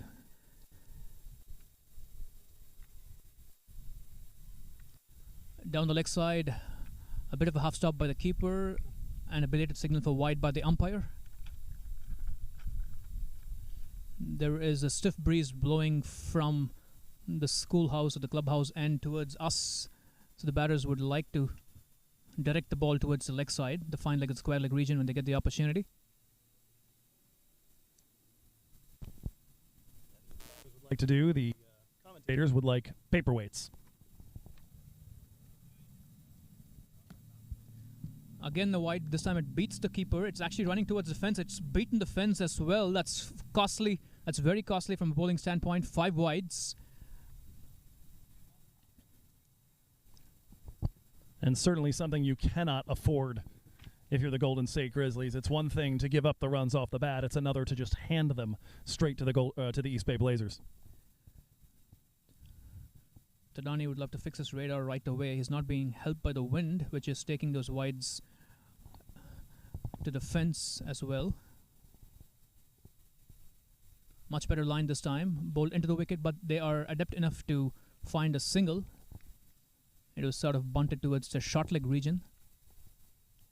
Not a big surprise to see Tadani with an approach like this. If we think back to the first innings of match number 1 today, I know it was a while ago, but Usman Ghani had most of his joy with the width that was on offer from Sukhwant Sekon and shot balls all over the place over to the offside. And so for sure, cramping him for style, trying to get it into his body, that's what allowed Tadani to come on from that side and be successful. Unfortunately, as we've seen, you get that radar wrong, you get a little bit of wind, and next thing you know, you're just hemorrhaging extras.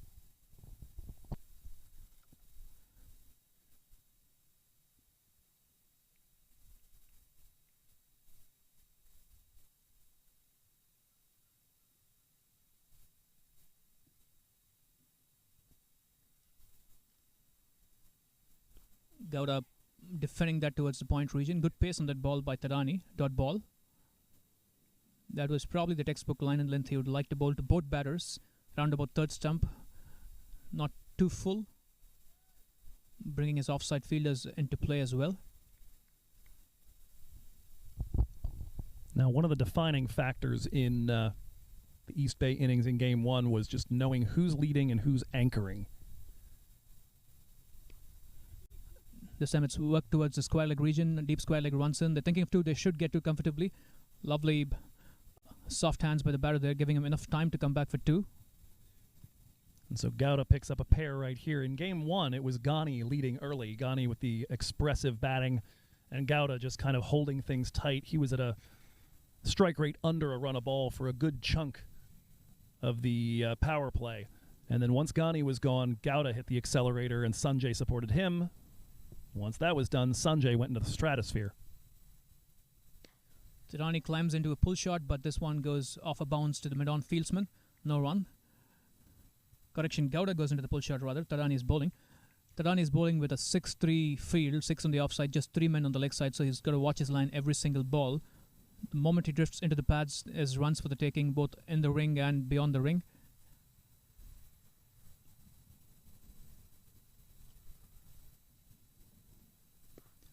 Again, going for the leg side. Mid-on dives and gets a hand to it. It's only going to be a single. It dribbles off just beyond the ring.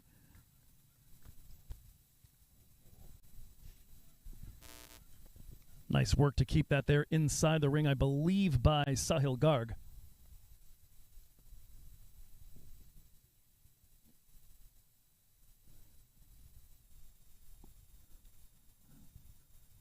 Sujit Gowda possibly consciously targeting that mid-on, long-on region because there's no protection in the deep on that side.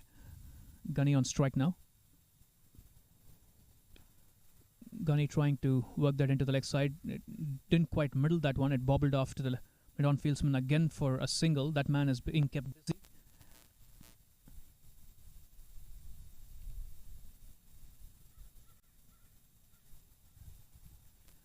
That is the end of the second over of the innings. Tadani finishing with 11 of that over, and Blazers move on to 18 for none after 2.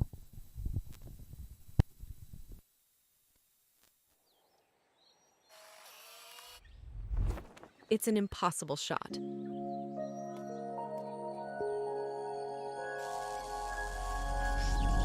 Sometimes creativity and innovation are all it takes to achieve the impossible.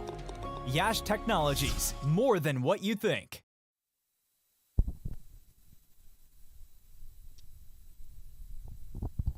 It'll be Adnesh Tandale continuing bowling from the Homestead Avenue end.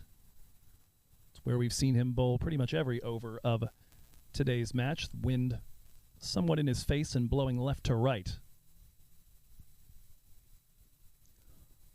Gunny goes for a big swing on the leg side, but not any contact on that occasion. Dot ball. Sounded like the slightest nibble on the way through, but that ball was sinking quickly enough for that not to be of any concern. The only man at the deep on the leg side is a deep square leg, so they've got a deep point and a deep square leg for Gunny, which is sort of similar to what they had in the first game in the morning as well. Yeah, definitely expecting something in the way of cuts and pulls. Those seem to be the preferred shots for him. And just as we speak, there's an adjustment in the field. The man at deep point has been brought back into the circle, and mid-on's sent back to the fence for a long on. And so now going to be very important not to give him the kind of width that would let him shoot it where that deep fielder just vacated.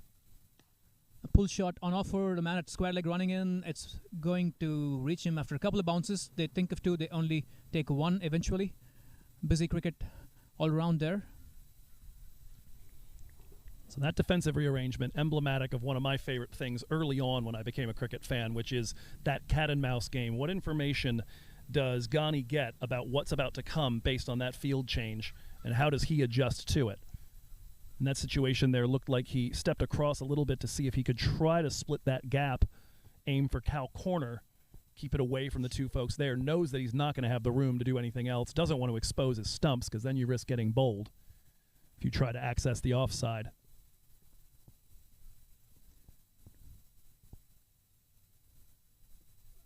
Sujit Gowda launches a strike towards the long off region. It's heading towards us. It's one bounce into the boundary for 4. That is a lovely authoritative strike. Is it the first boundary of the innings, Joe? Great question. Yes.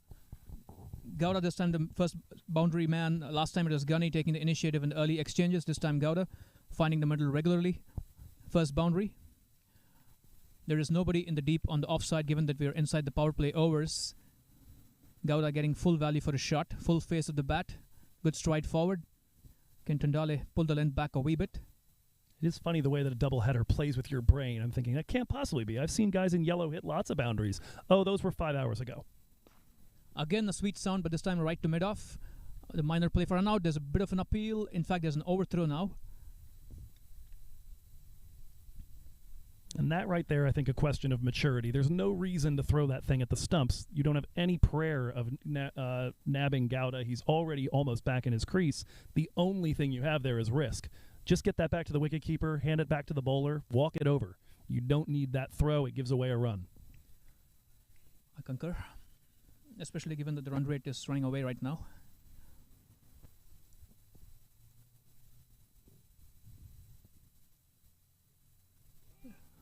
Gunny shapes it for a big cut shot, no contact. There's pretty much never any doubt what Gunny thinks he should have done with a ball. When he doesn't get that contact, we hear about it. And he's at the far side from us right now, too. And the wind's blowing away. Is it? No, my mistake. I forgot. It's been swirling. It's changing every few moments. Schrodinger's wind. I cannot be right or wrong. Oh, this time napped on the pads. Raucous appeal by the bowling unit, but the umpire says no. There's also a possibility of an overthrow. There is an overthrow. Lots of drama in the middle there. First off, it's a good ball by Tundale, good pace, but hitting the pads, but sliding down the leg stump. Then an errant throw leading to an extra run, which means Tundale finishes 13 for none after his 2 overs. Blazers move to 25 for no loss after 3.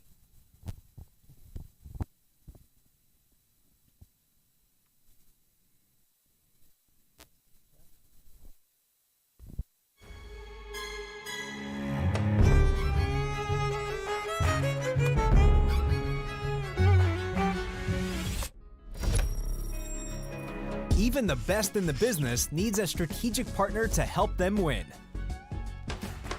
Yash Technologies, more than what you think.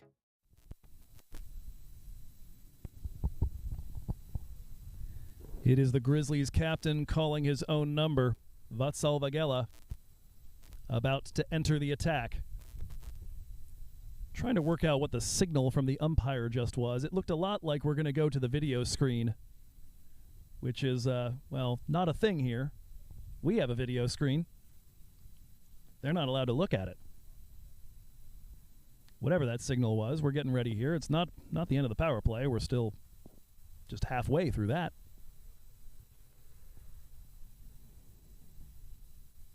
At any rate, lots of changes in the field as they prepare for the first delivery to Usman Ghani.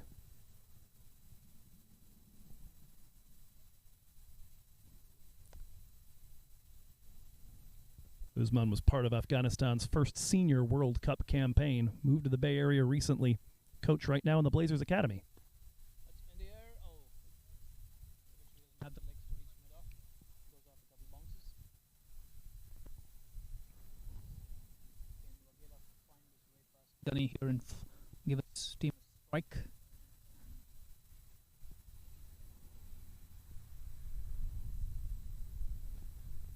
Ghani was the first to fall in Game 1. Put up 30 runs before that, though. Then he goes back and punches this towards covers, but there's a man there to stop it. Again, a dot ball. Struggling a little bit to get started. Recall, he feasted off of Sukhwan Sekon. I'm imagining right now that Vatsal Vagela is thinking, I'm not putting him in until we get rid of this guy, and Vagela believes he might be just the man for it. Ooh, big swing by Ghani, no contact again. For a second, I thought there was a stumping in play, but he managed to keep his back foot in the crease. That's 3 dot balls by Wagela. Grizzlies need to find a way to string together more dot balls and earn a wicket at this stage.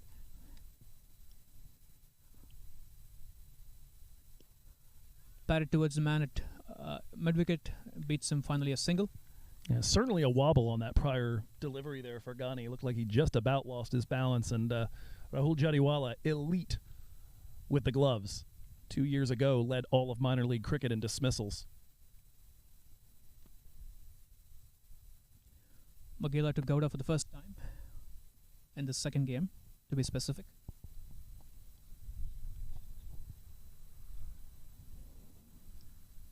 They do have a slip in place for the ones that turn and find the edge. Can he find an edge now? Oh, he's found the stumps, has he? He has. The lights go off. Grizzlies have reason to celebrate. This time they have a strike a lot earlier into the innings than the first dig. 26 for 1 is the scorecard for Blazers as Wagela puts his team on the board with his bowling efforts. Indeed, the even a little bit under half as productive this opening partnership this time around, and Gowda was the one who eventually went for the bigger score. They'll be happy to see him back in the dugout as effective as he's been in recent matches. You were saying might be looking for an edge, ends up finding the stumps. I think he may have caught an edge in the process as well. Sounded like there were 2 sounds on the way through, and needed to look at the replay to find out if it was chopped on or if it was headed that way either way. But Vatsal Vagela, the Slim Reaper. The Slim Reaper. That's a pretty fancy term. I like that one a lot. To be fair, I've borrowed it from Kevin Durant, but I'm fine with it. 3rd wicket of the day for Vagela, first obviously of this encounter and 6th of the 2024 season.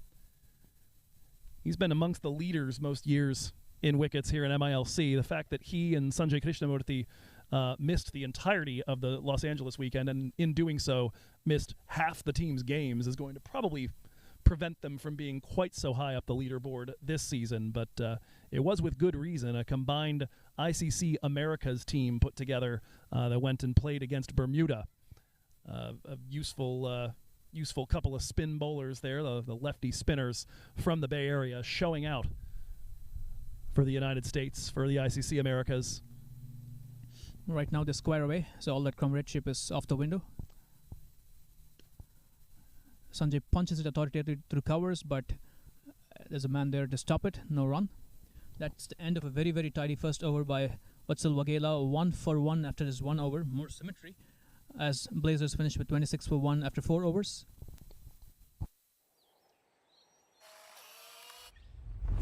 It's an impossible shot.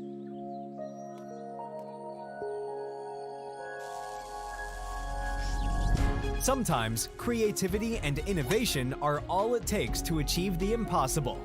Yash Technologies, more than what you think.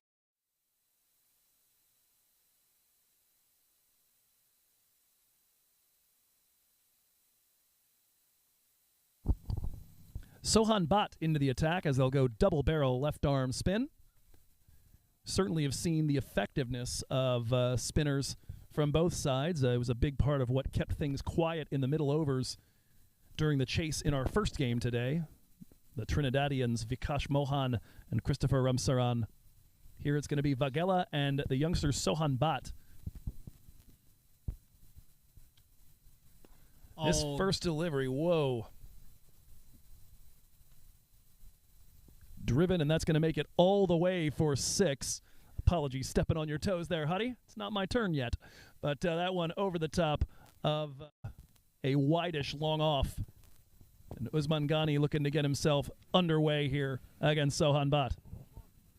It's not my turn yet isn't something Usman Ghani would say when he's got a bat with his hand. He launches a beautiful strike over wide long off for 6.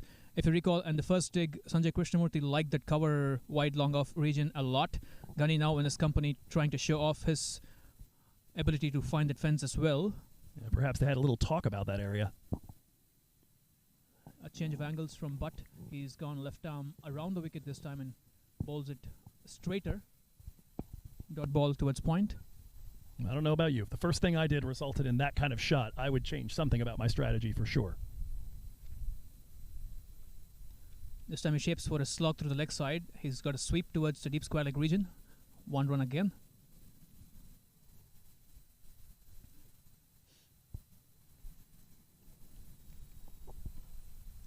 Bhatt hardly used last season with ball in hand. Just 2 overs, did take 1 wicket. Very effective in 2022. 8 wickets at 20 per. And an economy around 7. This season trying to bring down the run leakage just a little bit as he faces off with Krishnamurthy. Krishnamurthy launches that over the long on region for 4. Only his second ball in his innings so far he's already got on the board with the boundary. I think he just hit the stanchion of our pitch camera, so we're going to see if that thing's vibrating right now. No, looks pretty good. Okay. Good steady shot. So the change of angle worked for Ghani for just a couple of balls, but Sanjay making him pay this time. Sanjay goes to his preferred area. This time it's got the legs for yet another 6. That cleared the boundary by about 15 or 10 yards. Sanjay continuing on his merry ways from the first game. He got 6 sixes in the first game. Now he's already got a 4 and a 6 in the last couple of balls. A lot of thinking to do for Bhatt and the Grizzlies bowling unit. They're still inside the power play, so they can't put too many men in the deep. Not that it would have mattered. Just picks that up on a full length. Gets under it. Beautifully timed. And indeed, that sort of fine cover drive in the air has been providing beautiful results so far for Sanjay today. Oh, we have more big hits in the business. This time it's straighter. This time it's above us. I believe it's on Homestead Avenue. It's on the avenue. He somehow snuck that through an absolute forest behind us. But yeah, that did not sound like it hit mulch. I'm pretty sure that was pavement. My goodness, Sanjay. He's gone 4-6-6, which means Bhatt ends over with 21 runs conceded, and Blazers move to 47 for 1, and they're blazing at both ends with Ghani and Krishnamurthy in the middle right now.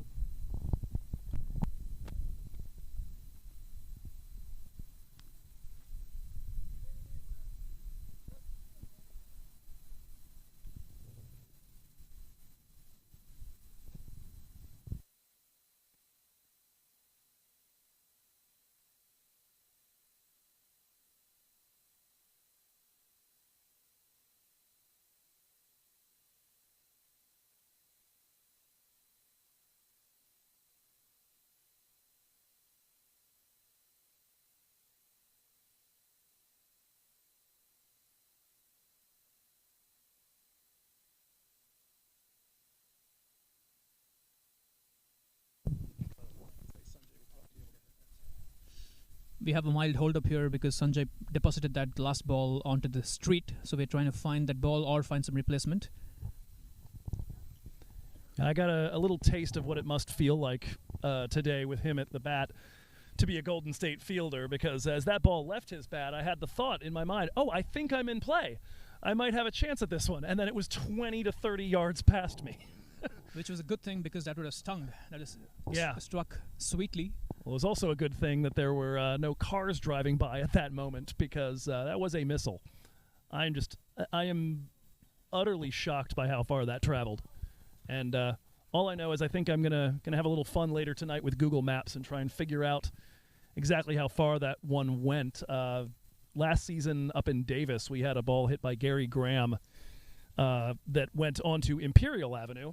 And it was a similar situation where it went directly over our heads. I could see right where it hit the ground, and so I went back later on, drew the line, and at least according to that, 109 meters on that one.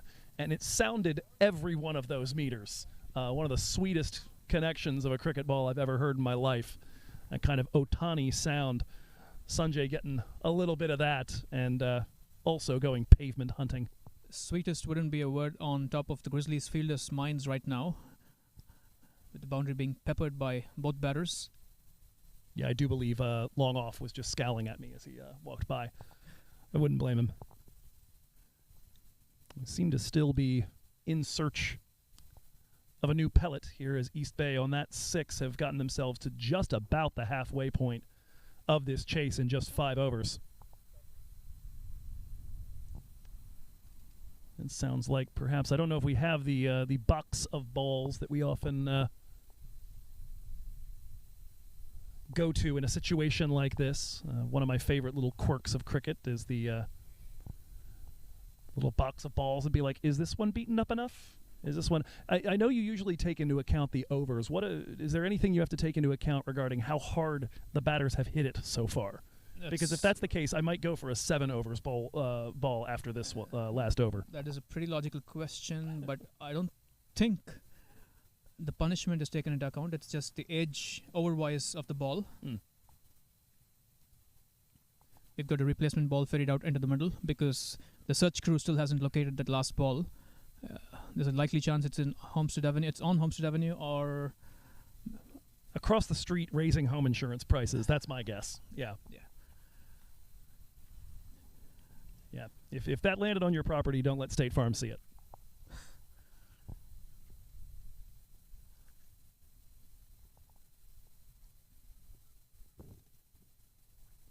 So with that, Sanjay Krishnamurthy currently with a strike rate of 400. Partnering with Usman Ghani, and it's going to be Ghani to face this one here as we swap jobs here in the commentary booth. And it looks like it will be Vatsal Vagela picking things up from the schoolhouse end. Ghani, a looping attempted shot, does not make contact into the gloves of Jariwala.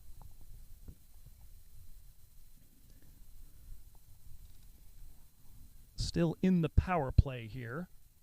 Vagela bowling 2 with the fielding restrictions. Ghani gives himself a little bit of room, was already backpedaling before the ball was loosed from Vagela. That one is going to get wide of the fielder out in the deep. Good little flick with the hand to keep it in. They'll look for a third, and the ball is to Vagela's end and past him. 3 runs off of that single delivery. That is possibly the first 3 of the entire contest, I think. I think of both contests. Well, at least without the aid of an overthrow. No, that's right. No, the 3 earlier was 3 wides. That's right. No, I think it's the first one of the entire day. And the bad news for Grizzlies is Sanjay is back on strike. And the and the 50 is up. That one smacked into the ground. Fielders there behind point. Ready to take it. Sukhwan Sekhan latches on quickly. I think from a Grizzlies standpoint, they should find a way to slow their deliveries up so the batters can't line them up. Perhaps the last over was bowled a little flatter, which allowed them to get these big swings. Krishnamurthy, same spot, a little bit wider. This time they'll look to take the quick single. Throw is down to Vagela's end. Sanjay in with no trouble. Another single, and the till continues to tick. 47 runs away from a ticket to Dallas and the Super 8s.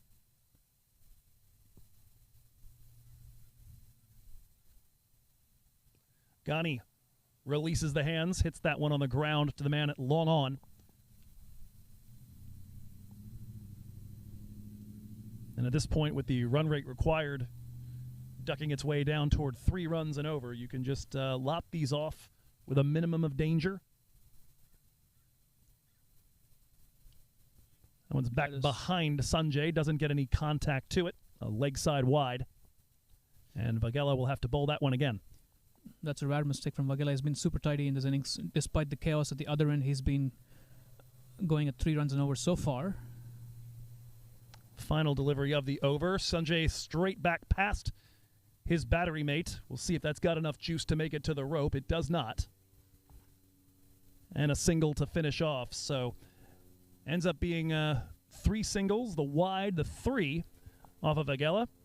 East Bay 54 for 1 as we end the power play.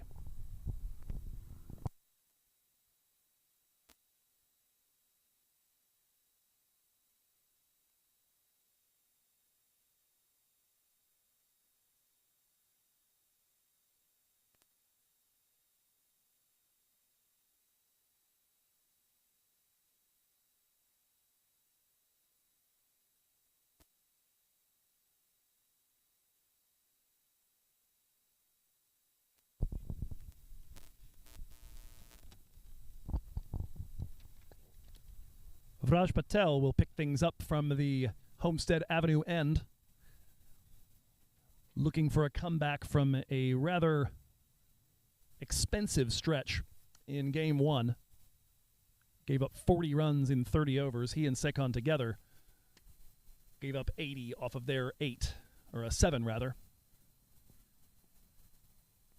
Yet to see Sukhwant Sekon, as we mentioned, somebody who Usman Ghani feasted on. Will likely need to bring him into the attack eventually, but might be trying to hide him for the time being.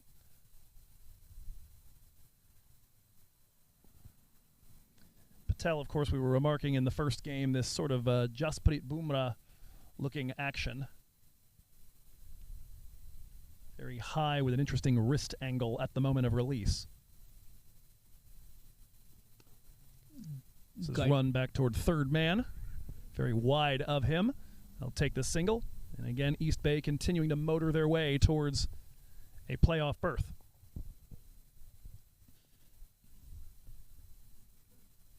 That's a good start by Patel there, bowling a pretty tight line, but Sanjay efficient enough to find the gap, opening at the face of his bat to guide it towards third man for 1. Well, Krishnamurthy has barely put a foot wrong here today. Maybe a little expensive bowling in Game 2, but got his wickets there and has been a monster with the bat. This one guided back towards square leg, Sohan Bhatt in pursuit. That'll just be a single.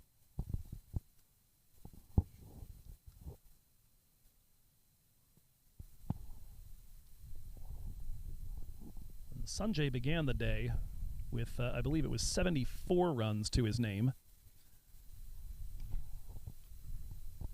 Put up that big total 77.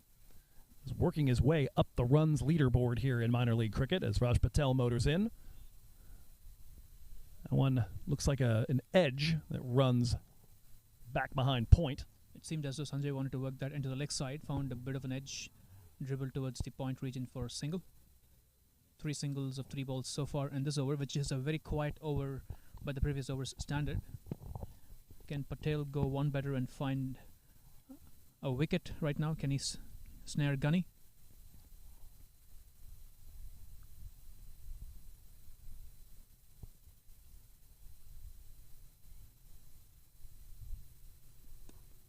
That one's pushed to the offside. Tarunadada, the man in the circle there. And no need for any drama at this point if you're East Bay. Just knock these runs off, get yourself home. They are going to have a long rest. Everybody else in the Western Division still has games left to play. Seattle finishes with 2 against LA Sunday and Monday. Golden State finishes against Silicon Valley on Friday, or rather Saturday next week. Swing and a miss, and that is going to be snared again acrobatically by Rahul Jariwala. No contact from the bat of Krishnamurthy, and he survives. 1 ball left in the over.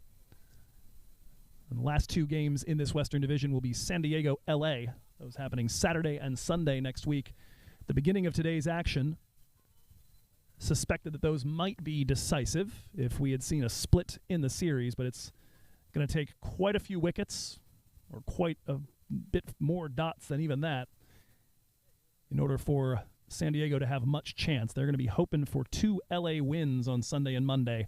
Otherwise, it's going to be East Bay and Seattle headed to Dallas. That one run down to third man for a single to finish off over number 7. East Bay Blazers 59 for 1, 39 runs from victory.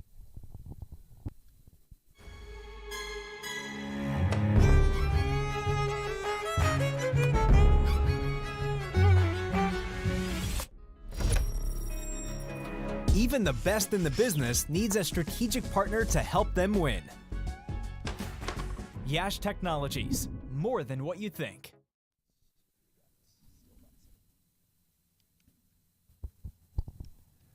The captain stays on. Vatsal Vagela from the schoolhouse end as the shadows continue to lengthen here in Santa Clara. Past the 5 p.m. hour here, Pacific time.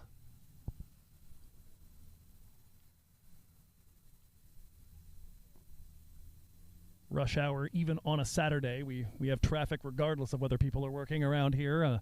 We'll see if East Bay Blazers find themselves in anything of a rush to try to finish this off. At the beginning of the day, net run rate might have been a concern, but a victory here removes any worries about that.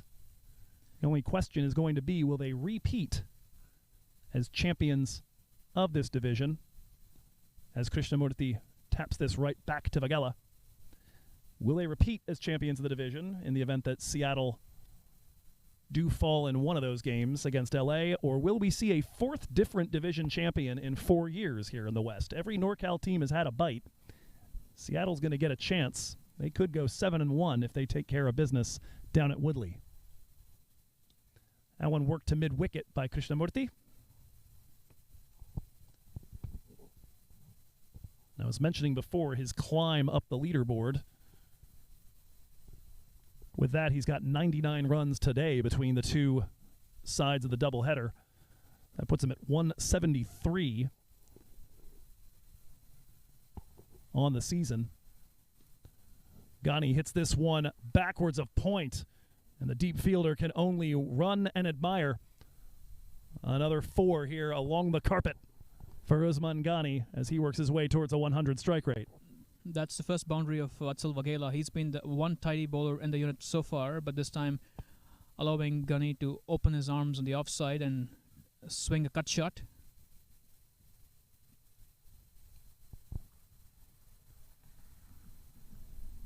That one flighted and a full toss. Ghani will deposit that in front of long on.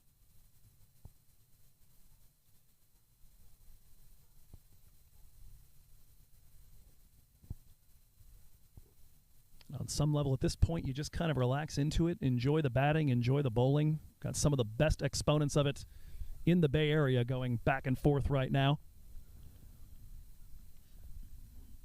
Dot ball to Sanjay there, punched towards covers. As a Bay Area resident myself, thrilled that this will likely mean a 4th consecutive year of having Bay Area representation in the minor league cricket playoffs, as that one is hit to the man long on. Firmly struck by Krishnamurti. And it's a single to finish off the over. The Usman Ghani boundary complemented by 3 singles, 7 from it. East Bay 66 for 1.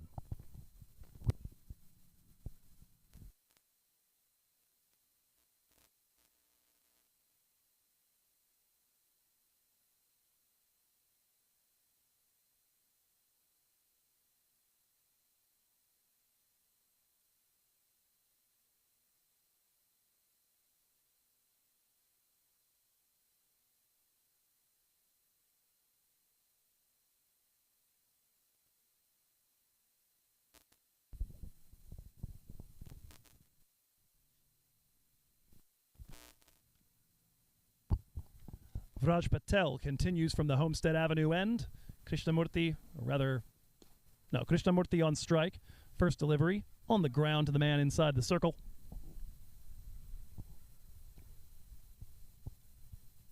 It's just been a very disciplined batting performance from everyone involved here on the East Bay Blazers side. Krishnamurti and Ghani both over the 20 mark. Of course, we saw a pair of half centuries in game 1, and Ghani putting up a very useful 30 off 29. This one in the air, nobody in that vicinity. Sekon gives chase from a rather narrow long on, but Sanjay Krishnamurthy has dialed at least partially long distance again, a 4. 27 off 17. That is his third one to get to the rope. First one to do it on the bounce. Most of the boundaries of this batting innings have come when the batters have batted at this schoolhouse end. There's another one in the air. Doesn't look like it has quite as much gas on it. That will allow time for mid-wicket to work his way around and recover it. Another 2 runs added to the total. Krishnamurthy continues to motor on.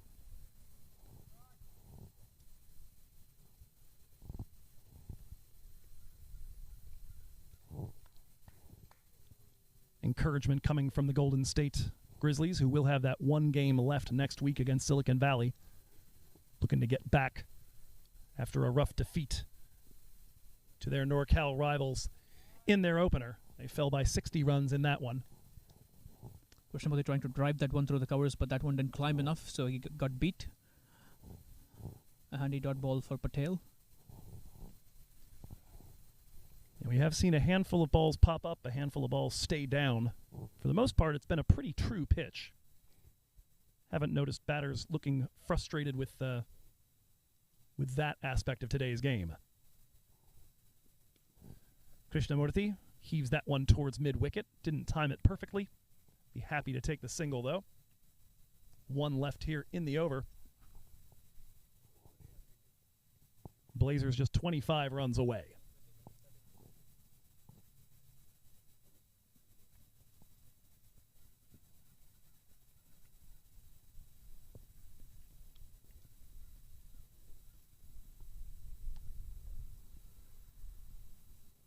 Ghani will get to face this final delivery of the over with 7 already on the board, and he is gone. Vraj Patel strikes. First wicket that he's had here in Northern California. Claimed 3 in a match down in SoCal. But blows up the stumps, and that is the end of the day for the Afghan opener. That was bowled full by Patel. Ghani trying to shape a slog through the leg side. No contact. He probably swung down the wrong line there. Patel getting a reward for his skillful bowling there. He finishes with 12 for 1 of his 2 overs so far, as Blazers finish the 9th over with 73 for 2. As Usman Ghani makes the long trek back. And we'll see if they go to the same option here. In the first innings, they went with Vikash Mohan. That was partially, I think, because we were already in the 14th or 15th over by then. Does look like instead we're going to see Saideep Ganesh come out to partner Sanjay Krishnamurthy. Saideep started this season and experienced most of the prior 2 seasons as an opener. He's been a little bit not himself so far this season.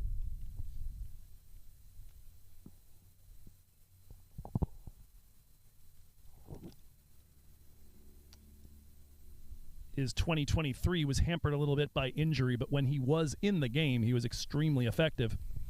So far this season, though, striking at 53, 28 runs off 53 balls, and has been dismissed 6 times. He won't face the first delivery, as the over had concluded. Vatsal Vagela continues. That first ball struck by Krishnamurthy to the offside, and the parade of right-handed batters continues here for the Blazers. I do wonder a little bit if that could become a liability for them during playoff action. Very flighted long delivery there from Vagela. Worked into the offside. Near photocopy of Sanjay's strike, and that'll be a single to get Saideep Ganesh underway.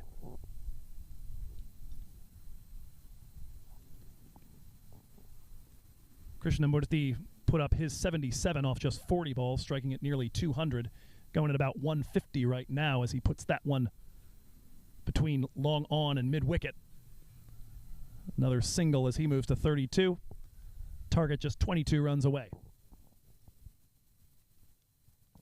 Vagela going to bowl himself out here.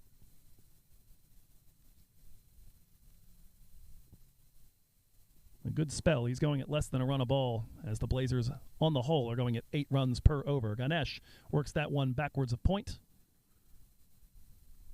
Sekon not able to stop it. That'll be another single. It's been 1-1-1-1 so far in this over. Can Vaghela find a wicket of his last 2 balls? Big heave by Krishnamurthy. That's in the air. Trying to camp under it initially was Butt, but it's going to clear him and may well have cleared the dugout of the softball field. It does look like he's going to have to go around a fence in order to retrieve that ball. Krishnamurthy may have hit that one about as hard, about as far, and in roughly the same direction, just from the other side, as the one that he parked on Homestead Avenue a few minutes ago. Krishnamurthy continuing his big-hitting ways. We were just talking about him preferring this end to do all his damage. Now for a change, flipping it and finding the far end for some more boundaries. Vaghela has one more ball. Can he find some revenge, some instant revenge? Almost did. He bowled it flatter and faster, eludes the outside edge. That's the end of his 4-over spell. Vaghela finishes with 25 for 1 of 4 overs, which is tidy given the damage around his bowling. 83 for 2 Blazers after 10 overs.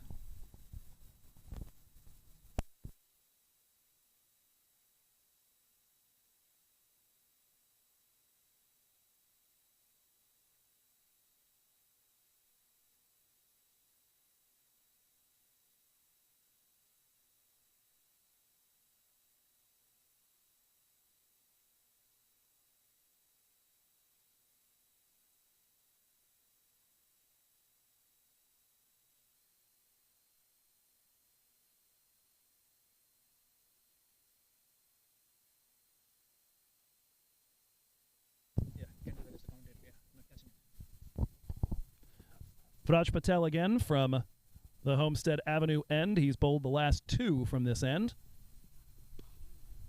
Picked up a wicket on his last ball. That one is shot right by his hand.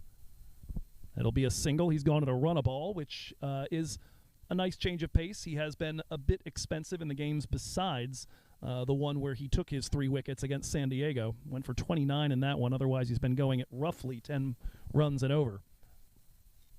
So a decent, tidy spell for him and for Vaghela. Damage has been inflicted on, well, just about everybody else. That one is stroked over the top of the man on the infield. A very narrow, long off. Not going to have anything to say about that. And Sanjay Krishnamurthy continues an absolutely sterling spell of batting here. That is his 4th 6 of this dig so far. He moves on to 44 of 25 balls. In fact, he's 1 strike away from potentially picking up his second 50 of the day.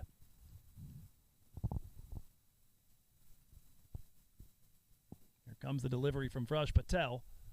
Krishnamurthy looking for that one down the leg side. Doesn't get anything on it, and so it'll be a free run. And so he could bring up that 50 and end the encounter in one fell swoop now.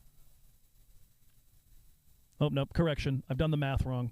Target's 98, not 97. Looking at the wrong number. He could level the scores. Here comes Raj. Instead, he'll run that to the offside, and you would imagine you've got the luxury right now, if you want, to farm the strike and go ahead and hold on to it to try to make sure you get your milestone at this point.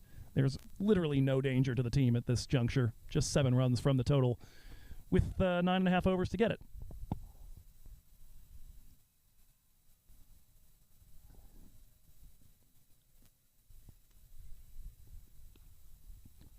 Again guided into the offside. Again fielded with a man at point. Tidy fielding there. Good comeback by Patel after that 6. He's pulled the length back just a little bit so Sanjay can't throw his arms through it for a cover drive. Can he find a way to get one last wicket for Blazers before the chases, for Grizzlies rather, before Blazers complete the chase? Right arm over the wicket. And that is drilled and is going to, I believe, fall just short of the boundary. The signal from Adnish Tondale is that was a 4, so the 50 not up just yet. Still 3 runs left to get for the win, and still 2 runs left to get potentially for that half century.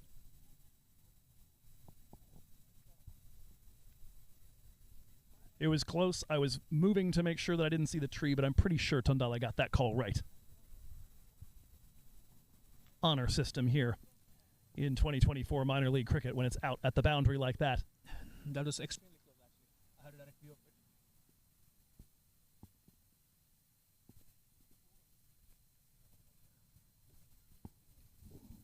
Patel runs at the bowler's last over. Sanjay a couple of runs away from his 50. Full toss. And that is that one over long off. This time there's no controversy. It's a clear 6. Sanjay Krishnamurthy puts an exclamation mark on that chase with a 6. He gets to 50 plus with that strike. Blazers complete a double win on this Saturday. And they are headed to Dallas. That cinches up that. So San Diego Surf Riders will be a little upset with the results coming to them from up the road here in the Bay Area. But they are going to likely be watching Seattle Thunderbolts have 2 opportunities to win 1 game that would put them into the playoffs and end the Surf Riders' hopes. We'll take a look here at the batting card for the East Bay Blazers. And it is happy and short reading for them. Sujith Gowda, the 13 off 11. Usman Ghani, 21 off 24. The opening partnership, not as lengthy or productive as the one in Game 1. But once Krishnamurthy came out, much like in his first innings, not letting go. I'll be interested to see what Krishnamurthy's average looks like at the end of this, because he has managed to put up, over the course of 2 games here, 131 runs without losing his wicket in either one of them. Sterling effort, player of the day. Sanjay Krishnamurthy.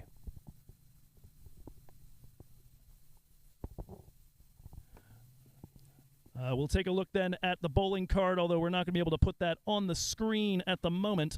Amongst the bowlers, not a lot to recommend. Vatsal Vaghela, 1 wicket off and 25 runs conceded. Vraj Patel takes the other wicket and ends up conceding 30 runs. Decent economical spell from Adnesh Tondale and from Vaghela himself, as the 2 of them managed to go at just a little over a run a ball, but it was carnage all the way through the rest of it. And so if we could take a look potentially at the points table and see where things land after this 8-wicket victory for the East Bay Blazers. There's your Western Division standings, and so just to kind of drive the point home, you see the Blazers at 6-2, their season at an end. The number of teams you see there that have 3+ losses totals 4 of those, and that's why the Blazers have clinched themselves a spot in the Super 8s. Seattle Thunderbolts will have their opportunity to do so in the next 2 days. If they win either of their games against the Lashings, they are headed to Dallas as well. If they should happen to lose both of them, then the Surf Riders would turn around. They would thank the LA Lashings for their hard work, keeping them in it, and then would set about trying to beat the Lashings twice themselves to go to 5-3 and potentially sneak their way in. But it does look certainly like the Blazers and more than likely like the Thunderbolts, but can't count your chickens before they're hatched. One last look at the summary, and this time around there's not going to be any doubt about who our player of the game is. Sanjay Krishnamurthy in both Game 1 and Game 2 claims those honors. 2 wickets for 23 runs in the first innings of this second game. Krishnamurthy with 54, his second half-century of the day, his 3rd of this season, and his 7th overall as a minor league cricket player. Take a bow. It has been your day here in Santa Clara, Sanjay. Huddy, it's been a pleasure having you here on Comms, your minor league cricket debut, and we made sure you got 2 entire games under your belt. Any final thoughts about what we've had play out in front of us here over the course of a long day in Santa Clara? It's been an exhibition of skill from the East Bay Blazers today. Grizzlies have applied themselves hard and tried to come back for the second game with determination, but nonetheless the skill difference was evident today. Blazers both with ball and bat showing a lot of range and variety. Your bowling attack for Blazers had capable spinners with different styles and pace bowlers of different styles as well, and the batting unit, the ability to soak in some dot balls occasionally and then put their foot down and slam sixes at will, demonstrated by Sanjay Krishnamurthy and a couple of other batters as well, like Ghani and Sujit Gowda. So it's been a dominant show of skill by the Blazers, which have earned them a very solid crack at the at the playoffs first of all, before they think of bigger ambitions. And Grizzlies would go back to the drawing board, try to improve and find some inspiration from some pockets of good performances against a strong side today. And we look into the rest of the games as things unfold. Yeah, it's been a youth movement here for Golden State, and so that has two sides of the coin. There's a lot of excitement, there's a lot of youthful exuberance, a lot of young talent, but at the same time, the possibility of something like this happening when you're up against much more experienced campaigners. And yes, for the Blazers, just a consummate show, as you said, of skill, of power, and of professionalism. We saw the way they were flying around the field when they were the team with ball in hand, and from start to finish, a comprehensive pair of victories here. Well, that's going to be all for us from Santa Clara. We thank you for joining us here on the MLC Network. Again, for Hari Venkataramani, I'm Joe Hickey. Hope you'll see us again real soon. Take care. Adios. First time. Gunny shapes it for a cut, and he's cut right into the hands of the man at point. Sujit Gowda launches a strike towards the long off region. It's heading towards us. It's one bounce into the boundary for 4. That is a lovely authoritative strike. Is it the first boundary of the innings, Joe? Great question. Yes. Let's now. Oh, he's found the stumps, has he? He has. The lights go off. This first delivery, whoa. It's just a little bit as he faces off with Krishnamurti. Krishnamurti launches that over the long on region for 4. Only time. Sanjay goes to his preferred area. This time it's got the legs for yet another 6. That cleared the boundary by about 15 or 10. Beautiful results so far for Sanjay today. Oh, we have more big hits in the business. This time it's straighter. This time it's above us. It's full 30 off 29. This one in the air. Nobody in that vicinity. Sekon gives chase. This final delivery of the over with 7 already on the board. And he is gone, Vraj Patel. Big heave by Krishnamurti. That's in the air. Trying to camp under it initially was Butt, but it's going to clear him and everybody else. That one is stroked over the top of the man on the infield. Right arm over the wicket. And that is drilled and is going to, I believe, fall just short of the boundary. The signal. And that is that one over long off. This time there's no controversy. It's a clear 6. Sanjay Krishnamurti puts an exclamation mark on that chase with a 6. He gets to 50 plus with that strike. Blazers complete a double win on this Saturday. You're watching the 2024 Minor League Cricket Championship presented by Yash Technologies.